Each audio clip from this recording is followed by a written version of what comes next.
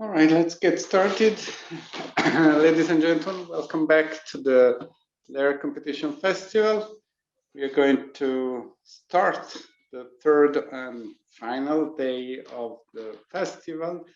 And I'm very pleased to announce the three sessions that we will have today. The first one is has been organized in cooperation with the EBRD, the OECD and UNCTAD, and it's a session that will talk about the very important work that those organizations do in fostering competition policy around the world. I'm very pleased to have Lorenzo Ciari, a former colleague and very good friend of mine, to chair this session.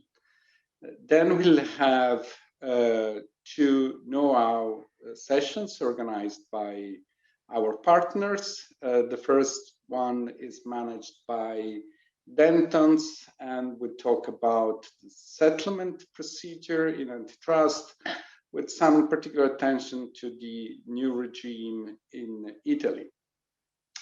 The final know-how session will be managed by Ulrich.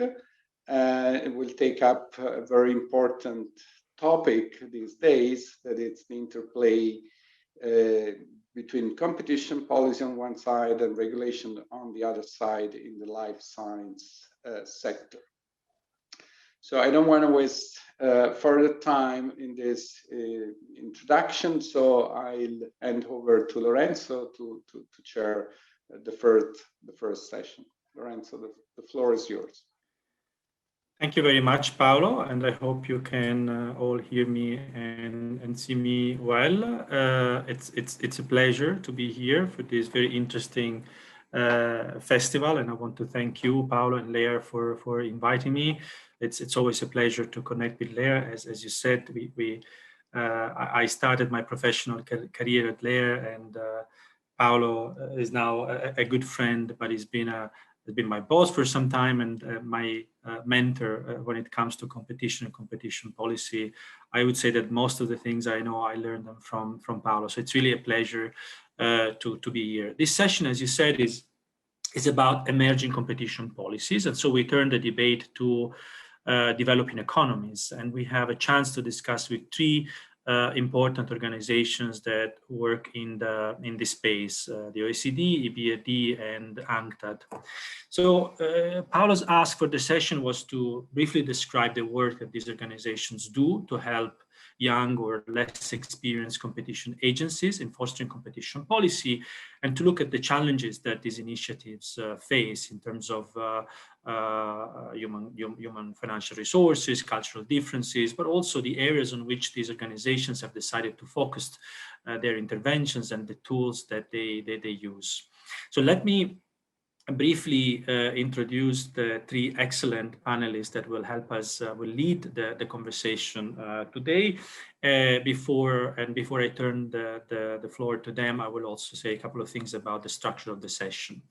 So first we have Sabine Zygielski. Sabine, I'm sure most of you know her already, is a senior competition expert at the OECD Competition Division in Paris. And since 2013, she's responsible for the Regional Competition Center in Budapest, which is a joint initiative of the OECD and the Hungarian Competition Authority. And this center provides competition law training seminars to its beneficiaries, who are officials from competition agencies from 18 jurisdictions in East Europe and Southeast Europe. Sabine also supports the wider work of the OECD Competition Division, and before joining the OECD, she spent many years as a senior case handler at the Bundeskartellamt. Then we have Valerie Müller. Valerie is principal economist and competition specialist at the EBRD, the European Bank for Reconstruction and Development, And in her role, Valerie manages the capacity building projects that EBRD leads in support of competition authorities across EBRD's region and countries of operations. She is internally advising on competition issues as part of the EBRD's financing projects, and she is the lead of the EBRD's community of practice. And prior to that, she was working at the IGC, the International Growth Center at the London School of Economics, and before that, she was a competition consultant specializing in telecommunications, media, and technologies at Deloitte. And finally, we have Teresa Moreira, who is the head and has been the head of the Competition and Consumer Policies branch at UNCTAD since 2016. And before, she served as a Consumer Director General of Portugal from 2010 to 2016, and she was also a member of the board of the Portuguese Competition Authority. She's also an academic. She's been working at the University of Lisbon for many years, and where she teaches and specializes in different areas of international law, including European competition law. So I'm very excited to have all of them in this panel. And before I give the floor to Sabine to start the conversation, let me say a couple of words about the structure. So we'll have 2 rounds of interventions from each speaker. The first one for 5 minutes each will be to present the organization and the work they do within the competition policy space. And then we'll have a second round of 10 minutes for each panelist to answer a couple of questions that I would ask, also following Paola's advice, as I mentioned at the beginning, and to know more about the opportunities and challenges that each of the organization faces in their work in the competition policy space. You have the chat function to ask questions. I will look at the questions. I hope there will be some to ask our panelists, and we'll try to devote at least 10 minutes for a round of Q&A. So now, without further ado, let me start the first round of interventions from our panelists, and let me give the floor to Sabine. Sabine, over. Thank you very much, Lorenzo, for the kind introduction, and for Lear for having me here on this exciting panel. While I start to share my screen, yep, can you see it? Perfect. Yes, it's perfect. Just one minor correction. While I was in charge of the Regional Competition Center Budapest for more than 6 years, this is now in the good hands of my dear colleague Renato Ferrandi, an Italian. Ah, yes, yes. And I'm now in charge of the OECD's Working Party 3 on enforcement and cooperation, but that doesn't matter for this topic here. So it is very ambitious to introduce my organization in such a short time, in particular competition work. I hope you have a vague idea what the OECD is and does. In very short words, we try to find solutions to common global challenges, find global standards, share experiences, in short, develop better policies for better lives. Other people say we are the Rich Countries Club. We are a think tank, and what we do with unashamed nerdishness. For you to judge after this presentation, I throw a couple of numbers at you. You see we have a quite wide reach, but indeed the Rich Country Club, there might be some truth to it. But if a think tank can have as much output and reach and visitors in good years when we don't have COVID, I doubt that. Zooming in on the competition division at the OECD, we are a team of around 40 plus people, 50-50 lawyers and economists, and we're passionate about competition, come from different areas, which is very enriching. And our stakeholder, who we work for, is the Competition Committee of the OECD, and we cater to the competition authorities from 38 members and 17 participants and associates. So that's already quite an impressive number. What do we think are our strengths? That our work has impact, is high quality, and we do cutting edge work. In addition, fitting to our topic, we're expanding global reach constantly, and we're also bridging policy communities, which we are particularly well placed to at the OECD because we do a lot of work across different policy communities throughout the house, and that there are synergies. And we're not a think tank, we are a do tank. Why do I say that? I'll come to that in a second. Well, first of all, our work is extensively used and makes a difference in the capitals from surveys that we do. It is used as a basis for policy change and often as a reference in many policy discussions. You can find us easily. If you check LinkedIn, YouTube, our homepage, and so on, you will find lots of stuff on OECD competition. Turning to competition global relations. What do we do to reach out and to have a wider impact? Well, first of all, we have our formal committee, and where people want to be part of them, they become members or they adhere to our instruments. That's the most limited kind of forum, but of course the one with most status. And we have the Global Forum on Competition, where once a year we invite the competition agencies of the world to join us for discussions. We have regional fora, like the Latin American and Caribbean Competition Forum, Asian Regional Heads, the MENA Forum. And then we do bilateral cooperation and specific projects in country. We do capacity building workshops on a wide scale of topics, and we have our regional centers, and I come to them in a second. The Do Tank materializes here. We do a lot of in-country projects, and that's competition assessment, that's fighting bid rigging work, and that's rigorous peer reviews. And you find all that in a lot of detail on our webpage. We also do and pride ourselves in being really good at capacity building, and that we do through our OECD regional centers, Hungary, Korea, and Peru, and I hope to focus on them a bit in my intervention later on. And all this naturally fits in with international cooperation and as a natural focus, which we try to promote and enhance, and also to provide legal instruments. And we have a recommendation, international cooperation, and a recent work product, the joint OECD-ICN report, which is kind of a stock-taking exercise. Some links, you find us everywhere. And I invite everyone who wants to learn to know us, get to know us better, to attend the next open day, hopefully in Paris in person on the 23rd of February. That's an open event. Thank you very much. And I'll stop here. Thank you very much, Sabine, and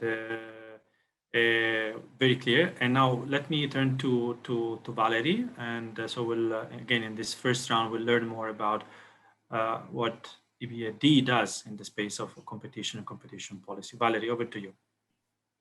Excellent. Can you all see my screen? Yes, we can see it very well. Fantastic, that's great. Well, first of all, let me also start by just thanking Paolo and yourself for allowing me to join this wonderful panel. We know each other well, of course. Paolo and Lear is generally a partner for a lot of our work, and Lorenzo, with your history at the EBRD and having played a very significant role in launching the work of EBRD in the space of competition policy, we of course know each other very well as well, and you're very familiar with what I'm going to talk about. But let me get started. And like Sabina, I would also like to introduce the EBRD, start by introducing the organization, the EBRD in this case. The EBRD is a development bank that was founded in 1991 in order to create a new post-Cold War era, in Central and Eastern Europe, but it has since expanded to 3 continents to the south and the east, and now spans 39 countries of operations and has around 69 shareholders. I would like to start by essentially reciting Article 1 of the agreement establishing the EBRD, which states that in contributing to economic progress and reconstruction, the purpose of the EBRD shall be to foster the transition towards open market-oriented economies and to promote private and entrepreneurial initiative. And if you listen to that carefully, you of course realize that competition is core to the bank's mandate in many ways. The EBRD operates through 2 main tools, and we firmly believe that competition is relevant to both of these. Firstly, there's the financial investment projects that the EBRD undertakes. Of course, the EBRD is a development bank, like the IFC, but perhaps somewhat more surprisingly to some of you, the EBRD also engages politically in order to achieve policy reform. And the EBRD does so for, I would say, 2 reasons. Firstly, because it believes that policy engagement can lead and support the transition to market economies. And so it's important in its own right. But secondly, it also supports, of course, the development of new markets within economies that can then benefit from EBRD's investment. And so the two tools, in fact, go somewhat hand in hand. Of course, there is significant scope for policy engagement, therefore, on the topic of competition policy. And given the focus of this session, I would now like to tell you a little bit more about the work that we undertake to strengthen competition policy across EBRD countries of operations. So our work really aims to target authorities in countries of operations and subsectors where we see scope for intervention. And I will elaborate a little bit more why I emphasize this point about scope for intervention in my later remarks. But most directly, of course, there's our capacity building work to competition authorities. This is a comparatively more recent offering that we have started to offer to our countries of operations, but it really has three priorities. It focuses on, first of all, developing enforcement capabilities. We do this through training, both in classroom, but also through learning by doing, for example, by supporting agencies in the conduct of market reviews, etc. And we also help organize study visits and help them get exposure to international events and other internationally based competition authorities in order to build a network. Secondly, we try to help them address gaps in legislation, be it primary or secondary legislation. And thirdly, we also focus on strengthening the advocacy role of the competition authorities. We do this, for example, by helping them develop advocacy and communication strategies and by organizing local advocacy events. And I will again, if I get the opportunity in the second round, try to elaborate a little bit on why we believe that those three priorities are successful in assisting our countries of operations in developing competition policies in their markets. But with the EBRD operating across quite a wide range of sectors, including traditionally regulated sectors, such as, for example, telecoms, energy, transport, etc.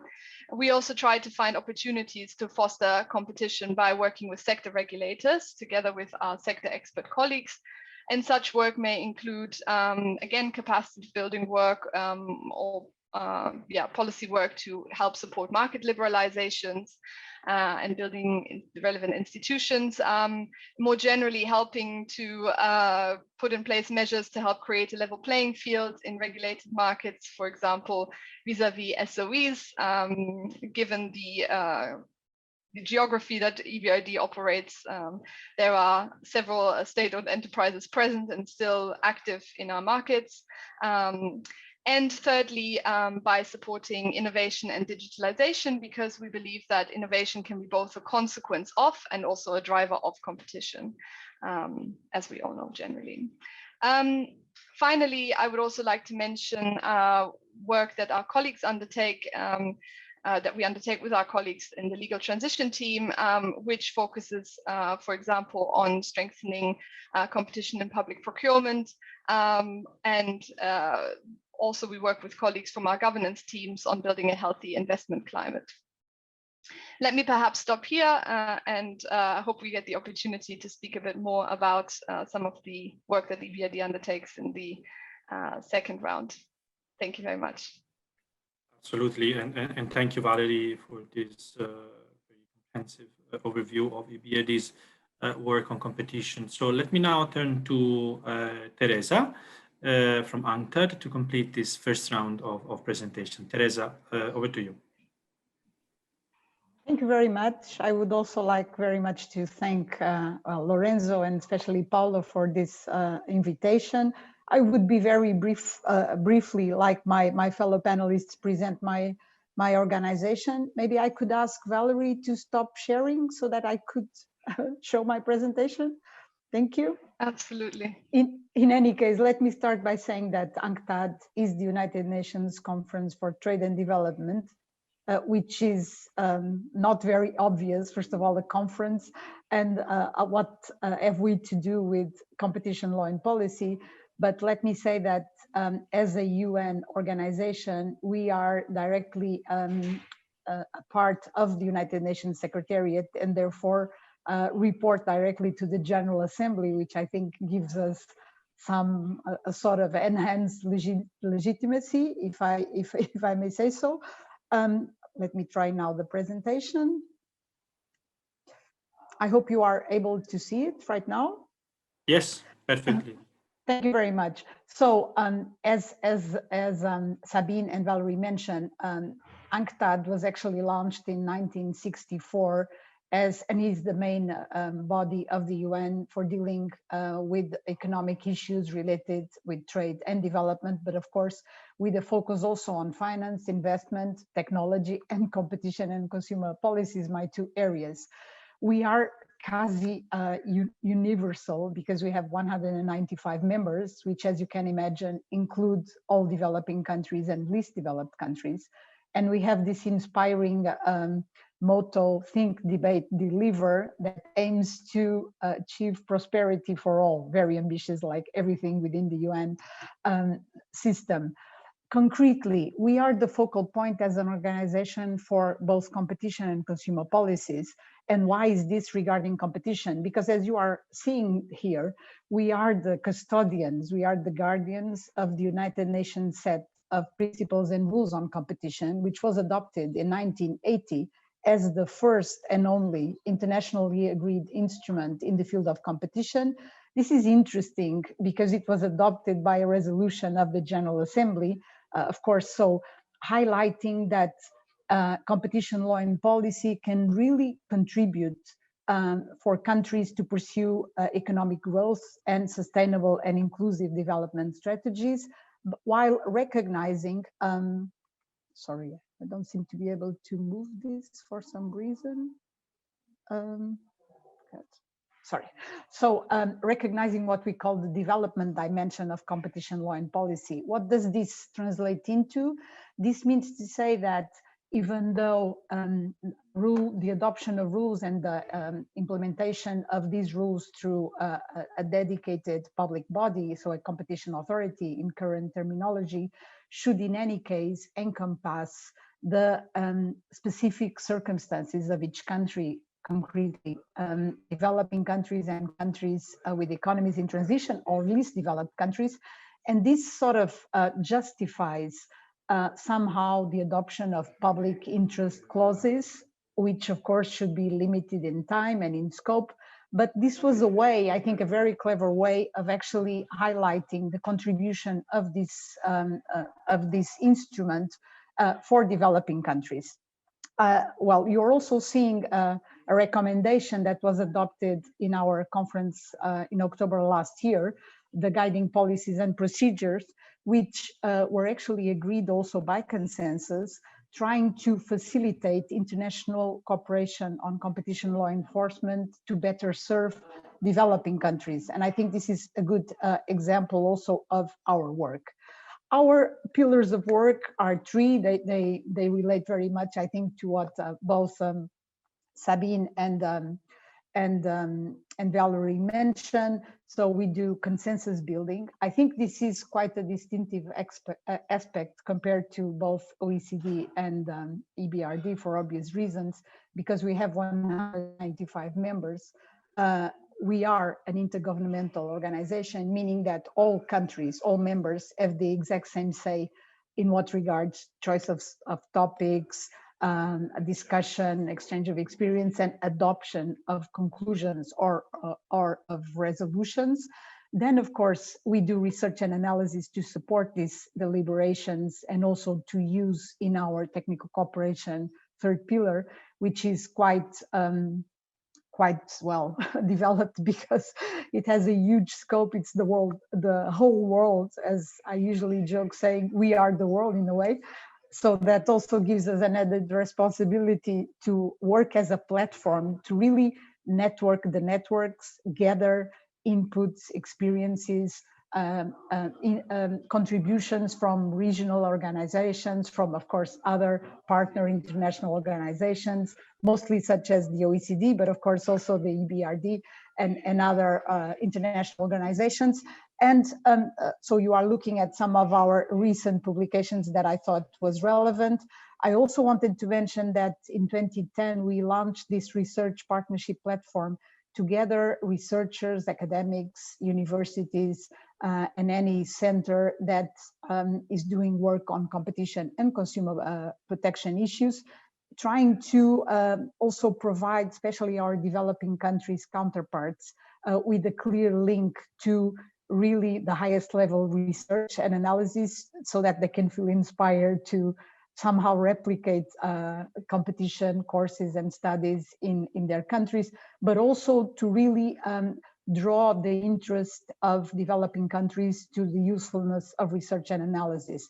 Well, this is a little bit too long and a little bit too much. So our technical cooperation around the world, we do a lot of course, national projects, but also regional programs. And I should say that what is interesting is that our technical cooperation projects with regional scope can coincide, for instance, with regional economic organizations, such as the West African Economic and Monetary Union, but can also focus on selected countries, for instance, in the Middle East and North African region, or in combinations of countries. I just wanted to share this.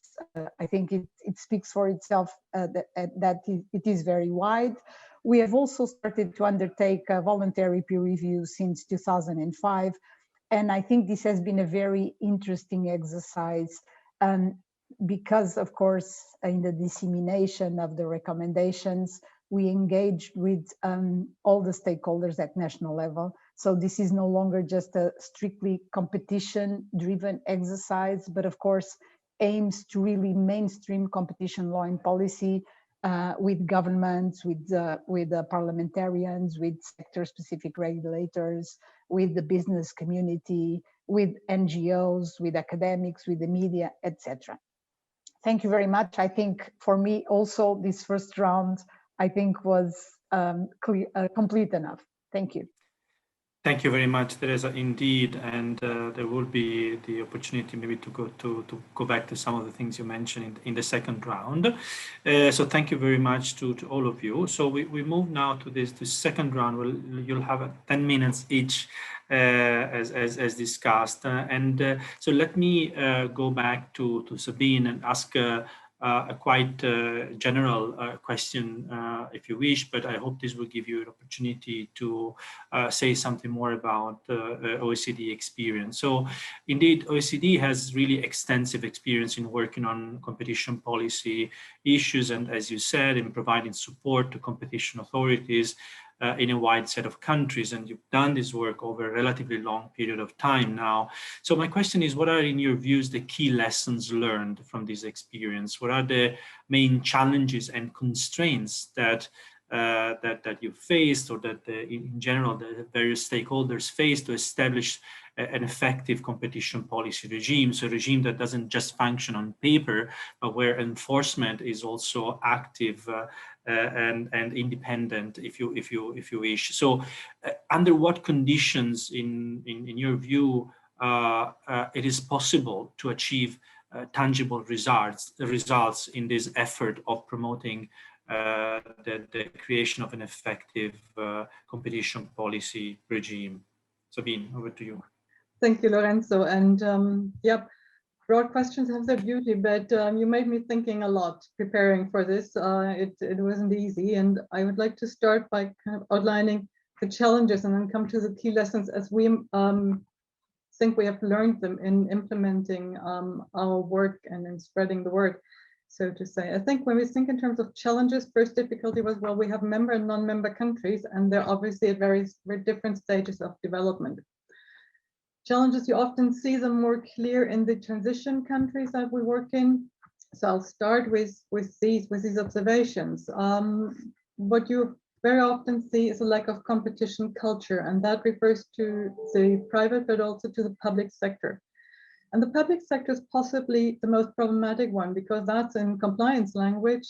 That's where the tone from the top comes from or is missing, and that influences the whole system. That leads to often a lack of recognition of competition agencies by policymakers, which can lead to political interventions, very broad exemptions from the competition law. It can lead to challenges of the independence of agencies, which is usually not a given at all. And this often goes along with really terrible budgets, very low, then leading, of course, to insufficient staff and staff that is paid very poorly, so that can only attract not very highly educated staff, high staff turnover. This is what we see across all over the place. And then, of course, often very powerful economic interest groups who have a stranglehold on the country and close relationship with politicians, oligarchs, Eastern Europe, I'm speaking about here, but also same phenomena in many other parts of the world. And the judiciary, the courts are a problem in our specific field of action. We can train them as best as we want, the competition agencies, but it don't lead anywhere if the courts don't understand what they're doing. So they're not specialized, and then they often confirm or rebut a decision on formal grounds. Substance doesn't really play a role, and that's not helpful. When I thought about this in terms of the challenges, well, it's actually not just a challenge for the developing countries, for the transition countries. If we think closely, we see a lot of that also in our member countries. Maybe not that pronounced, but bits and pieces. And there was a reason why the EU in the ECN Plus directive put an emphasis on independence and also on adequate budgets of competition agencies. That gives you an idea. It might be a problem in many more parts of the world. Or if we think about what happened in the aftermath of the Siemens-Alstom decision, the discussion on industrial policy, the primacy of industrial policy, European champions, and so on. I mean, we're all facing often with similar problems. How do we address this in what we do as the OECD? How do we try to have an impact and to change it? We can't rework the whole systems, but we can try to change step by step. So it's a long-term thing. Global standards, we believe in them. They help, very similar to what UNCTAD is doing. Certainly, we call them recommendations, and we have a number of very meaningful ones on hardcore cartels. If anyone is interested, this recommendation has recently changed, has become really meaningful, and I think and can be a powerful tool to countries who still don't have proper hardcore cartel enforcement. Recommendation on bid rigging, competition assessment, competitive neutrality, the new kid on the block, very important. This can really have an impact, I hope, and international cooperation, to just name a few. So global standard setting. Next, local implementation, local knowledge. That is key to what you do. You cannot just go to a country and dump your global best practice and standard on it. It won't work. There is no chance. So we believe in local knowledge, and how do we get that? Well, one way is through our peer reviews. We do quite a few peer reviews. Often it's mandatory if a country wants to become a member country, a participant or associate. So that's where we go. And we also do a bit less in-depth but broader kind of country reviews that we engage in. That gives us a lot of knowledge. Well, we employ consultants. We always make sure that the knowledge is ours. We go on these fact-finding missions. We speak to people on the ground. We get first-hand knowledge and we keep it. And then we do local projects, such as the competition assessment projects, such as the bid rigging projects. And there, we also try not to go with the hit and run approach, but to really be sustainable, which means we cooperate closely with the competition authority so that they can continue the work when we leave eventually.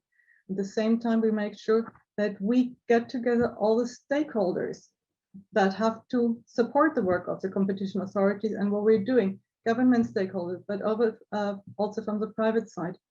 And often they talk with each other for the first time when that happens. And so we try to actually create this kind of dialogue, which will then go on.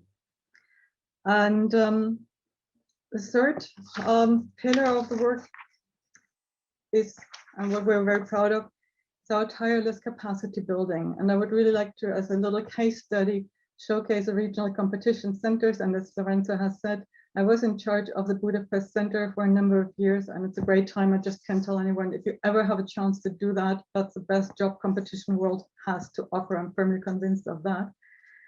What do we do there? Well, these regional competition centers cater to 65 jurisdictions, all non-OECD members at the moment. The centers in Korea and Budapest have been in place for more than 15 years, very long time. Peru is our baby and we're very proud of it. Second year of existence now and running very well. And what's the beauty of the capacity building we do there? Well, we build on the really excellent expertise we have as the OECD in all areas of substance. So I can always call a colleague to organize something. I have the expertise in-house, it's always there.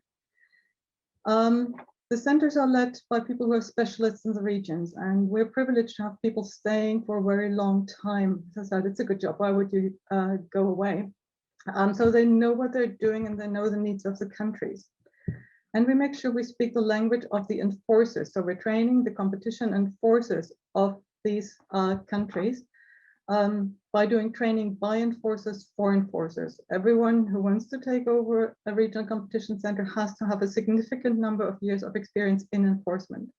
And when we're organizing the events, we draw on our amazing pool of enforcers from the member countries who come and speak. And enforcers always find a common language, even if the English might not always be perfect, but they will be able to understand each other. So that's usually working, and that lends us a lot of credibility on the ground. And this results in actually really convergence on substance on a global scale. This is what we see in these workshops. It's amazing how close we are. And we can bring this message credibly to the countries. This is the way to go. We have tried and tested many other things and made our mistakes. Don't repeat them. That's a constant message. And we build trust and relationships, regional networks. These people have some regional relationship, but also with the experts from the more developed parts of the world. So it's really relationship, capacity, trust building, and we gain knowledge, which we then in turn use for our in-country projects. And it's kind of a feedback loop. So not to waste more time, let me just briefly sum up. It might sound glamorous. It's not for the faint at heart. You have many defeats and setbacks. It's not always working. You don't see the progress you want to see, but you have to get up and go on and continue doing this, because it's a long-term vision and strategy thing. And in the end, there will be results and there are successes, and that's deeply satisfactory. Thank you very much. Thank you, Sabine. It's really, really fascinating. I, of course, share some of these experience. I've been working in these countries, and the description that you made of the challenges was really, really to the point for me, and I'm sure Valerie will share some of that too. And I mean, I also very much like the way that OECD approaches this. As you say, there's global standards on one side, but then there's local knowledge, and there is the and understanding the local environment, and developing these programs, these support programs with a deep understanding of the local environment. And clearly, the work of the regional center is at least the one that I know better. The Budapest one is very important. So thank you so much. Now, going to Valerie, I think it would be interesting also for our audience to understand more why EBRD, which is a bank, as you said, is interested in competition policy, and in particular to understand how the policy and the investment functions both contribute to the development of the competitive environment in the countries in which you operate. And then, of course, again, I would ask you to share some views about the key priorities for EBRD, in particular from a policy angle. And given that you operate in a very diverse region, from EU countries to Eastern Europe, Central Asia, and recently the Middle East and North Africa, how would you characterize, and again, I know you have 10 minutes, so it's very a short time, but how you characterize the main differences in the challenges and scope of interventions across these different parts of the world? Valerie, over to you. Thank you very much. Thank you very much for this very interesting and ambitious follow-on question. Luckily, you've given me a little bit of time to prepare for this. So I will again share my screen, if I may, and use this to help structure my thoughts. If you don't mind, I'm actually going to flip your question around, because I really believe that these differences in regional challenges in some way nicely frame the reasons or the ways in which we try to overcome some of the challenges that we experience in our work. I believe I can actually save us some time by just referring to Sabina's excellent characterization of the common challenges that we see in general. I think in general, it's fair to say that the competition authorities that we deal with are very young institutions. And so they suffer from all the various points that Sabina characterized. And in general, the broader competition culture in the country and supporting infrastructure, including the court system, are very much characterized by the challenges that Sabina so excellently summarized. So I will not go into further detail here. But I will instead try to characterize some of the regional differences. And of course, this is incredibly difficult, as you yourself know, Lorenzo, because it's not really fair to throw regional neighbors into one bucket and claim that they all suffer from the same consequences, because of course, all of these countries are on a path of transition, if we're using EBRD speak, and are making progress and are sometimes taking slightly different approaches to achieving that progress. But let me make a start since you asked so nicely.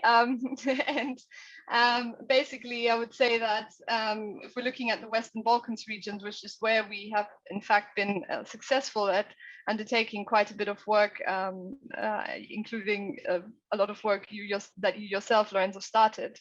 And what we can say here about the Western Balkans region is that this is where we're benefiting from a lot of EU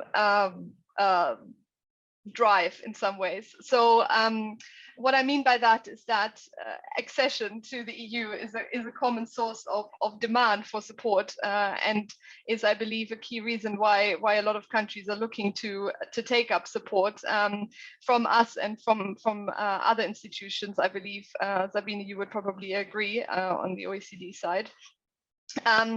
And because of this, we find that a lot of progress has already been made on the side of the legislation. So our focus here tends to be on enforcement and focusing on what I outlined in my first intervention. We're using tools such as training, we're using tools such as study visits, etc., in order to try and build enforcement capabilities here. Where we can, we also try and work with courts in order to support the broader infrastructure here. But I think, yeah, in summary, in the Western Balkan region, we are able to focus more on enforcement. Moving on to then the Caucasus and Central Asia region, which is of course incredibly broad and very unfair that I've bunched that together. But this is where, of course, the traditional sort of EBRD geography lies in the sense of its original mandate in terms of creating this post-Cold War era. It's a real tongue breaker. But this is where, of course, a lot of challenges that we see are characterized by the sort of broader historical economic challenges on the governance side and with respect to competition culture. And so here we really have to be very careful, I believe, in realizing opportunities for intervention and working with what we've got, because yeah, it is not in our power to fundamentally change the system, and I would very much concur here with Sabine that we have to take it step by step and approach those and take up those opportunities that are presented to us. Moving on then to the CEMET region, as the EBRD calls it, Southern and Eastern Mediterranean, which sort of covers broadly the Middle East and North Africa region.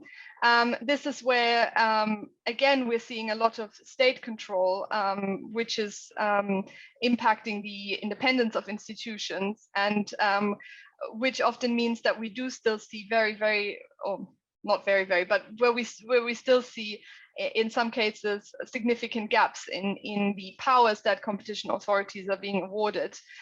So, for example, there are some North African countries where merger control does not actually, there is no such thing as merger control, or it doesn't fall under the responsibility of the competition authority.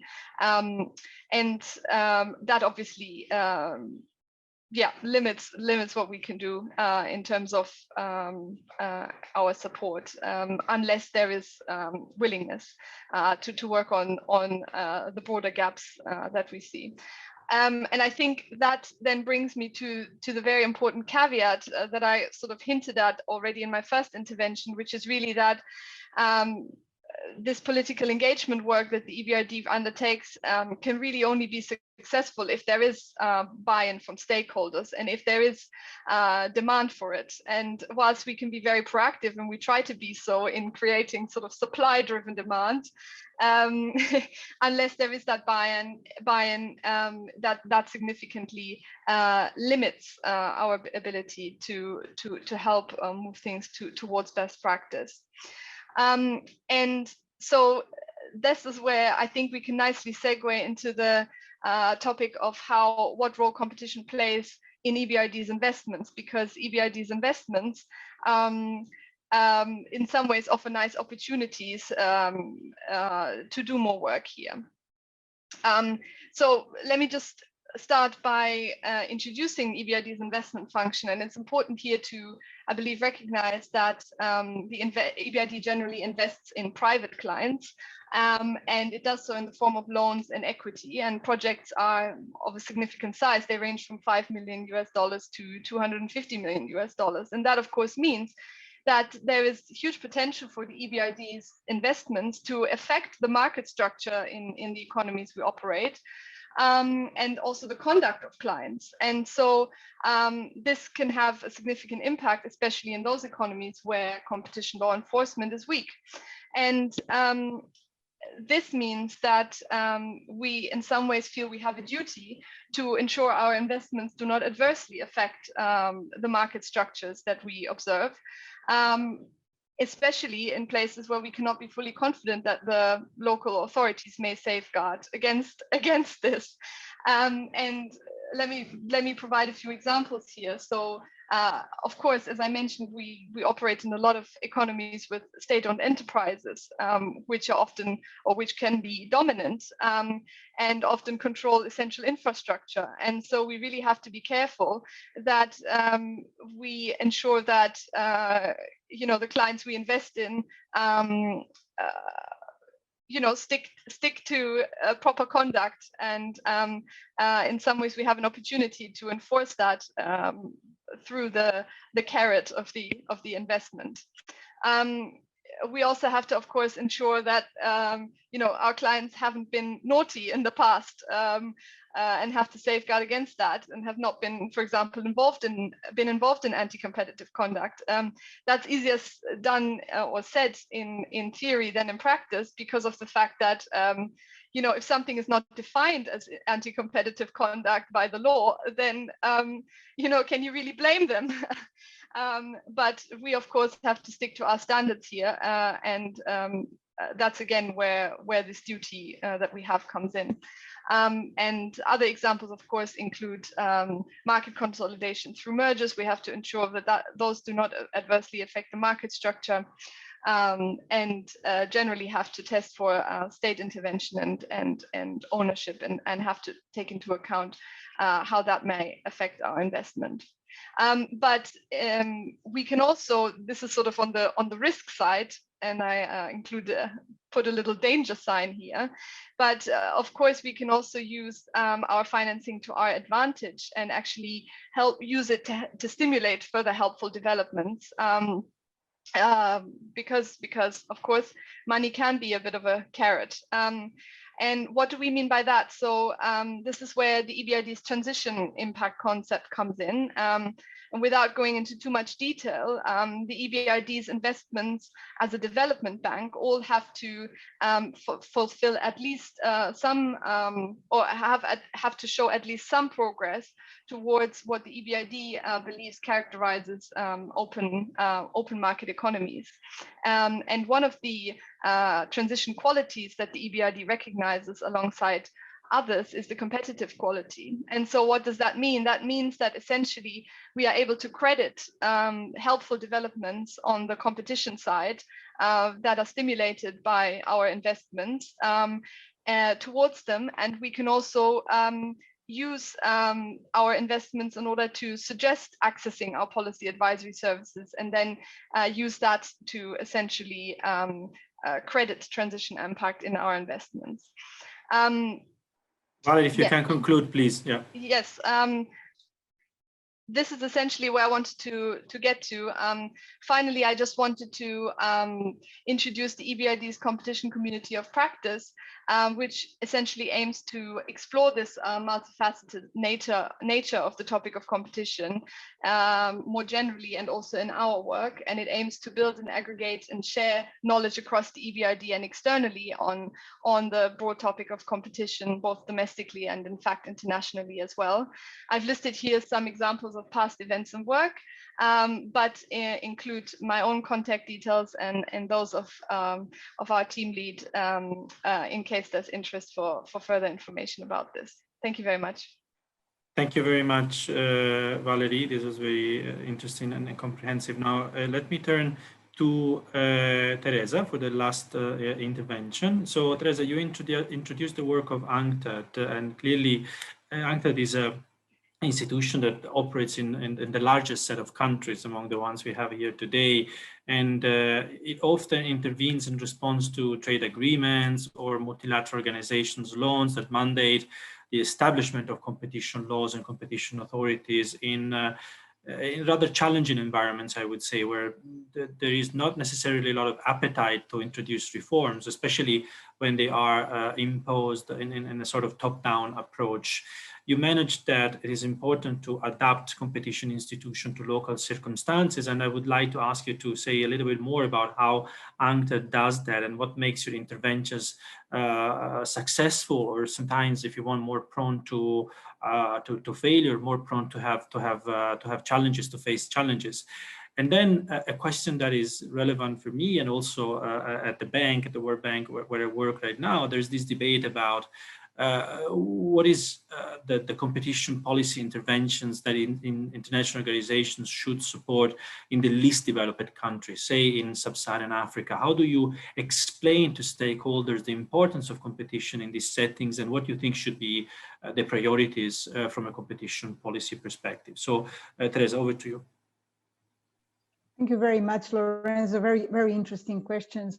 Let me clarify that what UNCTAD does is policy advice and technical cooperation in the broad sense of the term, with, I would say, a big strength that comes from the fact that we exist to serve our members, meaning that we will only provide policy advice and technical assistance when requested to do so, and according to the special circumstances and features of a certain country, economy, and even the political framework. So that really, let's say, generates ownership, or I would say that for us, that is really the aim. So the countries need to buy in competition law and policy, as I mentioned earlier, as a key instrument to support their growth and development strategies. And of course, it is our job to make sure that we take into account, as you rightly mentioned, the special features. Now, I would say something. It's not that, well, we have the advantage in a way, of course. We also don't have any particular source of funding, but we don't impose any conditions or programs between brackets. But it is true, for instance, that for our technical cooperation activities, we need to secure what we call extra budgetary funds from development organizations, for instance, from the EBRD, if it was the case, or the World Bank Group, and IFC is, of course, a major part. And what does this allow? For instance, for programs, let me give an example of another organization funded by the European Union, which we all know is a major supporter of cooperation for development. There will be a link with, for instance, a new regional cooperation, trade and economic cooperation agreement, where of course there will be provisions on competition law and policy. So the EU, for instance, can fund, and I will go to a project that we did that is entering a second phase with the community of Central and Western African states. CMAC is the acronym, because they had this agreement, of course, with the EU with a broader trade and economic scope, but competition and consumer protection were also within this framework. And so even though some of the member states did not actually still had competition law at national level, we worked with them, assisted them, of course, in a multi-stakeholder approach, but they adopted almost 2 years ago regional directives on competition law and policy, as an example. Another issue that I wanted to mention is this multi-stakeholder approach that, of course, both Sabine and Valerie mentioned. For us, this is extremely important, because when we are assisting a country, we need to interact, as I mentioned, not just with let's say the officials from the Ministry of Trade or Economy that in the future will be setting up the competition authority, but we need really to convince and make the best compelling case to parliamentarians, to government ministers, to key government institutions and other relevant stakeholders. And of course, it was already mentioned here, for instance, the judiciary.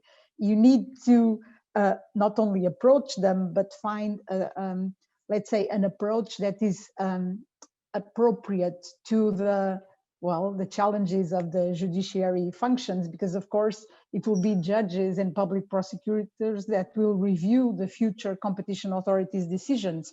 So this tailor-made and, let's say, very respectful technical cooperation is something that I think is really our trademark. This does not mean to say that we don't face challenges, because like others, we do. Let me just give you some examples which I think are quite interesting, some of them actually regarding least developed countries. So in Botswana, we assisted Botswana something like 12 years ago to adopt a competition law and policy. And we follow this with capacity building and trainings to several, of course, first of all, to the officials of the competition authority. Then 3 years ago, they actually volunteered for a peer review of their competition law and policy, which was for us, such an achievement, because we were able even to share learnings and also to highlight shortcomings and areas for improvement. And this year we concluded training of the new competition tribunal. So judges and public prosecutors, more or less closing the loop. So having worked with key stakeholders of the country. Another interesting experience took place in 2012 when we did a tripartite peer review of Tanzania, Zambia, and Zimbabwe. Zambia, of course, being a least developed country. What was interesting is that with this comparison, the country's competition officials really formed a close-knit community that allows them to exchange information even on an informal basis. And this is so important for enforcement, as Sabine rightly said, especially in countries that are neighbors. And this was followed up by a big project funded by the EU for Zimbabwe, where we implemented the peer review recommendations, again, training judges, supporting the trainers programs at the University of Zimbabwe so that they could develop a competition curricula. And of course, supporting and doing training and capacity building to the competition experts of the authority. I mean, I think there are a lot of very interesting topics. This year we have the Malawi peer review, which is also a least developed country, that we have been working with. Let me just mention two other examples that I think speak for themselves. We have worked very successfully regional level in Latin America. We started with 5 countries. We concluded in 2018 with 17 countries, so including all of Latin America, so big let's say, experienced competition law and policies, such as, for instance, Brazil, but also Honduras and Nicaragua. And with Peru, we really played a major role in their adoption of the recent merger control, having had to, having formed hearings for parliamentarians in different commissions so that they could understand the consequences. This took, of course, a while, but at least for 15 years, they were trying to adopt merger control, because I do believe in Latin America and in the developing world, the Peruvian Competition and Consumer Protection Authority is quite forceful, is quite effective. So we were very happy to contribute to this. And also, again, at regional level, we were able to work with Central American countries for the adoption in last December of their regional competition regulation. So I wanted to underline that, again, it's the multi-stakeholder approach and adjusting our message, so to speak, our training to the nature of the addressees, of the beneficiaries. I mean, you cannot, well, I've done a lot of, in my previous capacities of judges training within the EU context, of course, and you cannot do judiciary training as you would do for competition enforcers or case handlers, obviously, but also when you are doing competition advocacy sessions for business associations or for NGOs, or you are interacting in a webinar with academics. Of course, you need to adjust also your message, your work plan to the nature and to the interests of the stakeholders.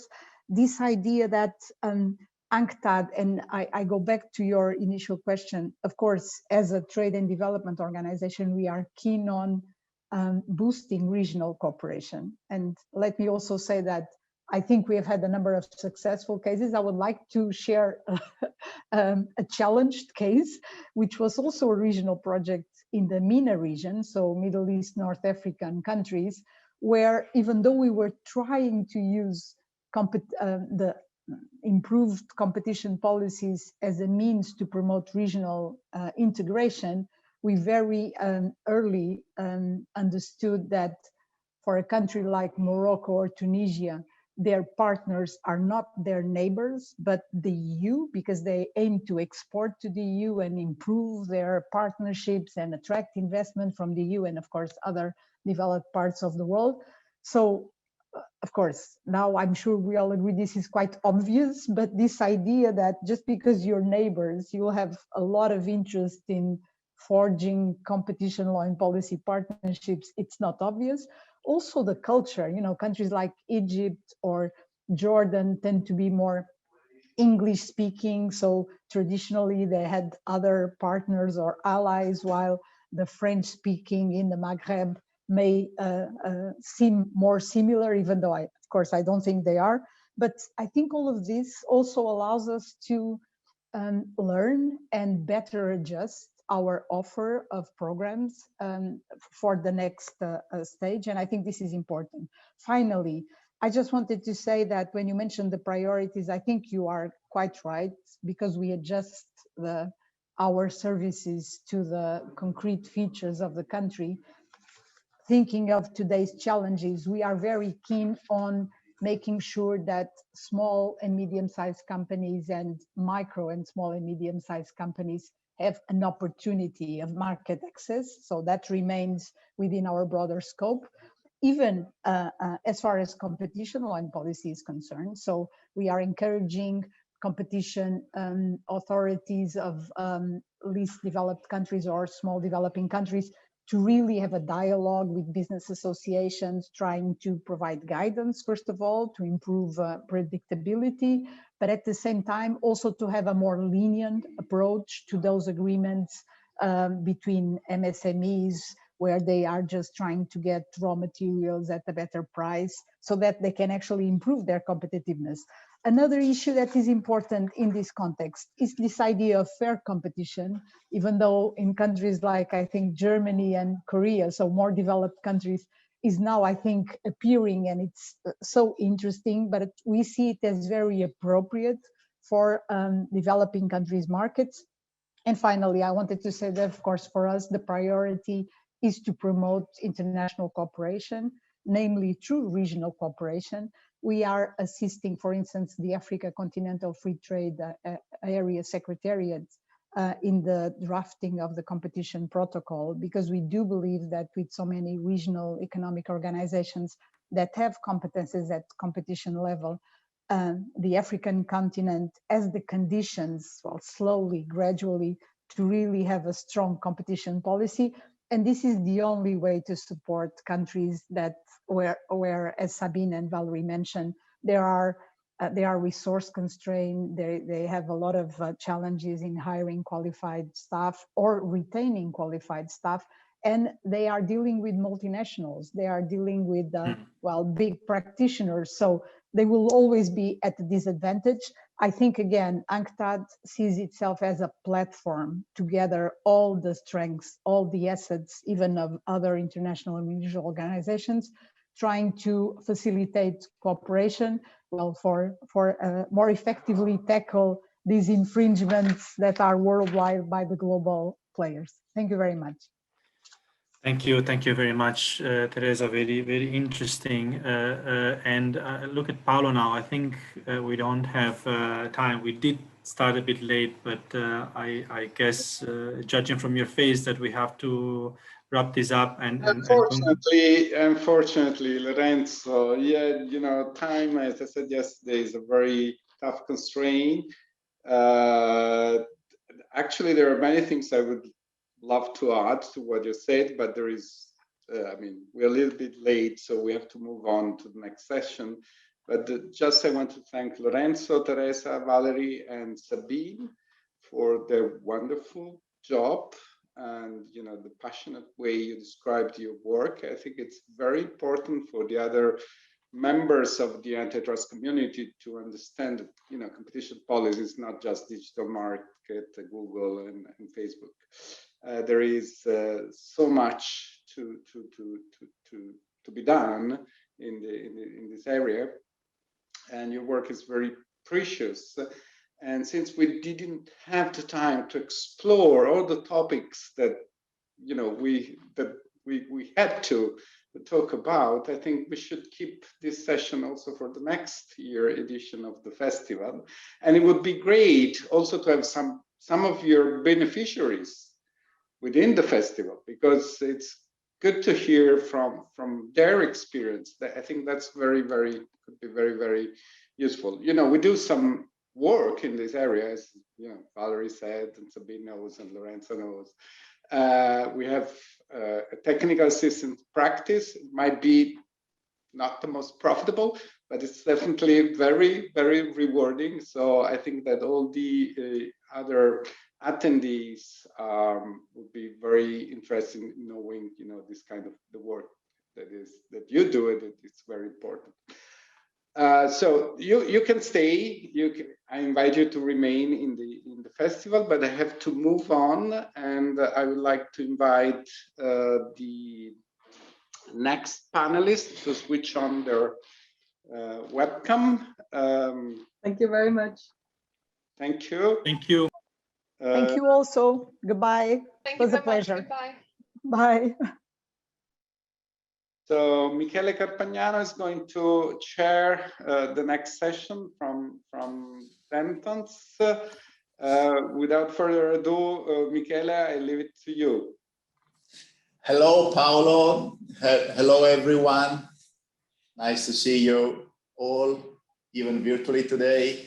Thank you very much, Paolo, for having us today, contributing to this virtual edition of the Lear Competition Festival. It's a great pleasure for us to contribute. I'm really happy also to have the chance to introduce my colleagues from Denton's offices. As you know, we are a global law firm, and I decided, together with my colleagues, to be here in a little representation of our colleagues in competition department. So I'm really happy to introduce you Jean-Nicolas Maillard from Brussels office, Mark Kuper from the Amsterdam office, Tunde Gonzol from Budapest, and Bora Ikiler from Istanbul.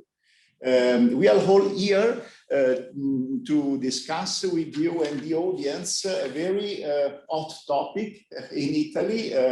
We will discuss with you the settlement procedure in antitrust cases. As you know, Italy does not have yet any legislation and any practice on settlement, but there is a proposal which has been made by the Italian Competition Authority to the Italian government to introduce this enforcement tool in our legal system. So we have decided to take advantage of the experience of our colleagues in the jurisdictions I mentioned.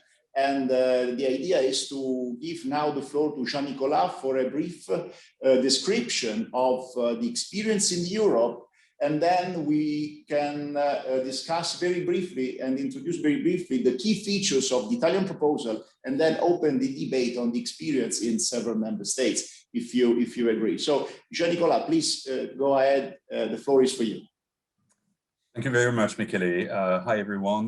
Jean-Nicolas Maya. I'm a French competition lawyer based in Brussels. And I'm just going to say a few words about the European system, the European settlement system, to start with.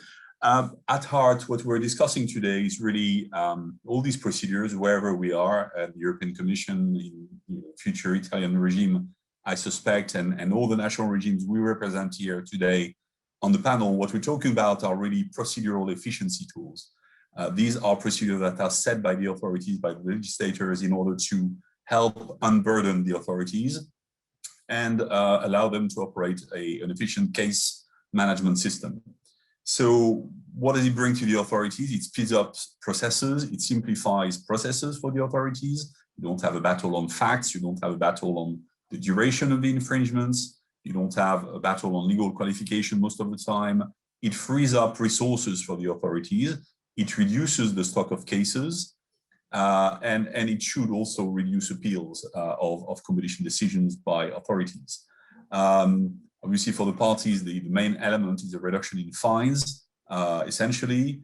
And let's perhaps dive now on the settlement procedure for cartels in Europe. So the settlement procedures comes from the fact that around the mid-2000s, the Commission was swamped with leniency applications, and it created a backlog of cases and also a high volume of appeals. And the Commission wanted to remedy that. So basically, a settlement procedures was introduced in 2008 to lighten this burden that I was just describing.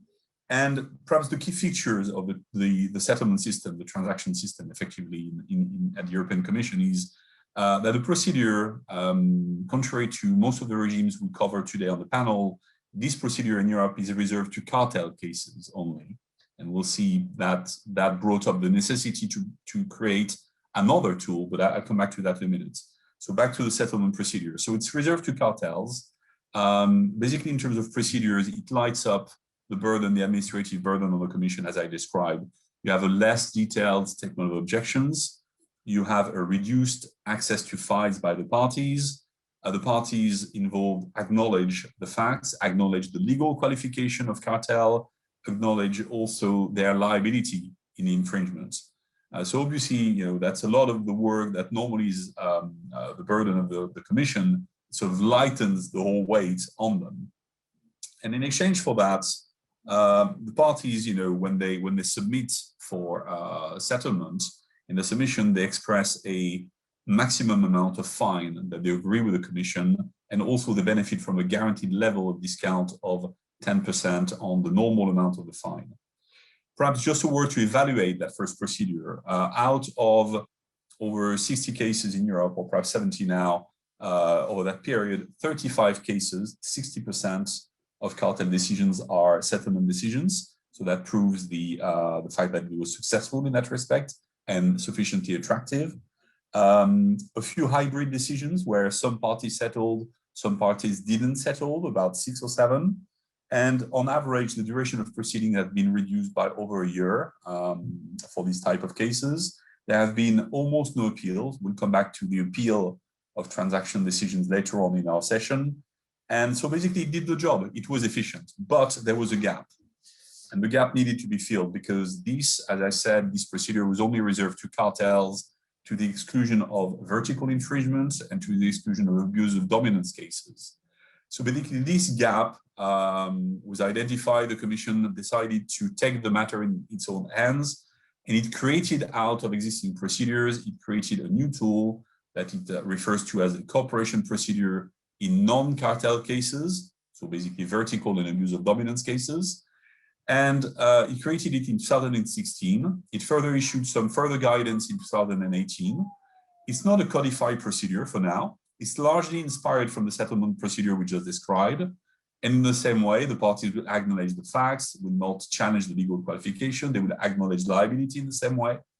And in addition to doing that, they are also able to bring additional evidence to the authorities and to present remedies in order to further reduce the fine. And again, it works pretty well. Fines were reduced up to 50% in certain cases. And on average, I would say probably between 30 and 40%.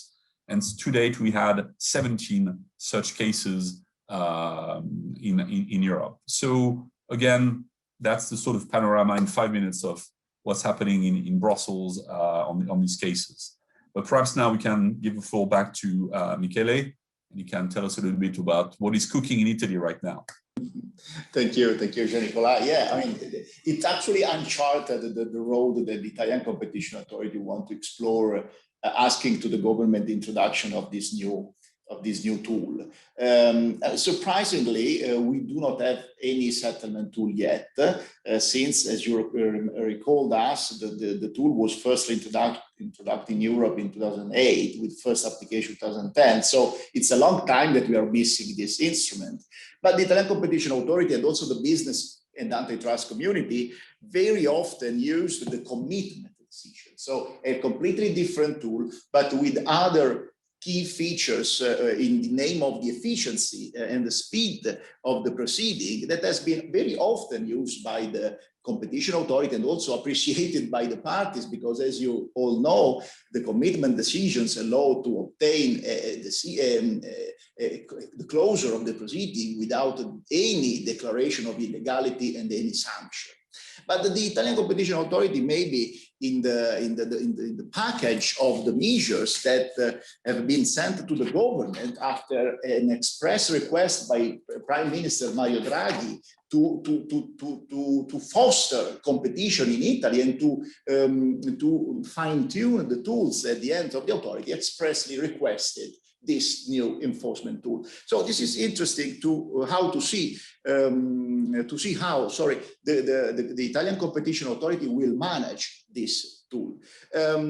We do not have so much information about this new tool. The Italian Competition Authority clearly referred to the EU principle. So what is clear that this will be an instrument usable both for infringement of national rules and EU rules. It will be under the umbrella of EU principles, but there are some key features which are very, very distinguishing the Italian way on settlement than from the European one. First of all, the amount of the sanction reduction. In the proposal, the Italian Competition Authority clearly states that the reduction will be 20%.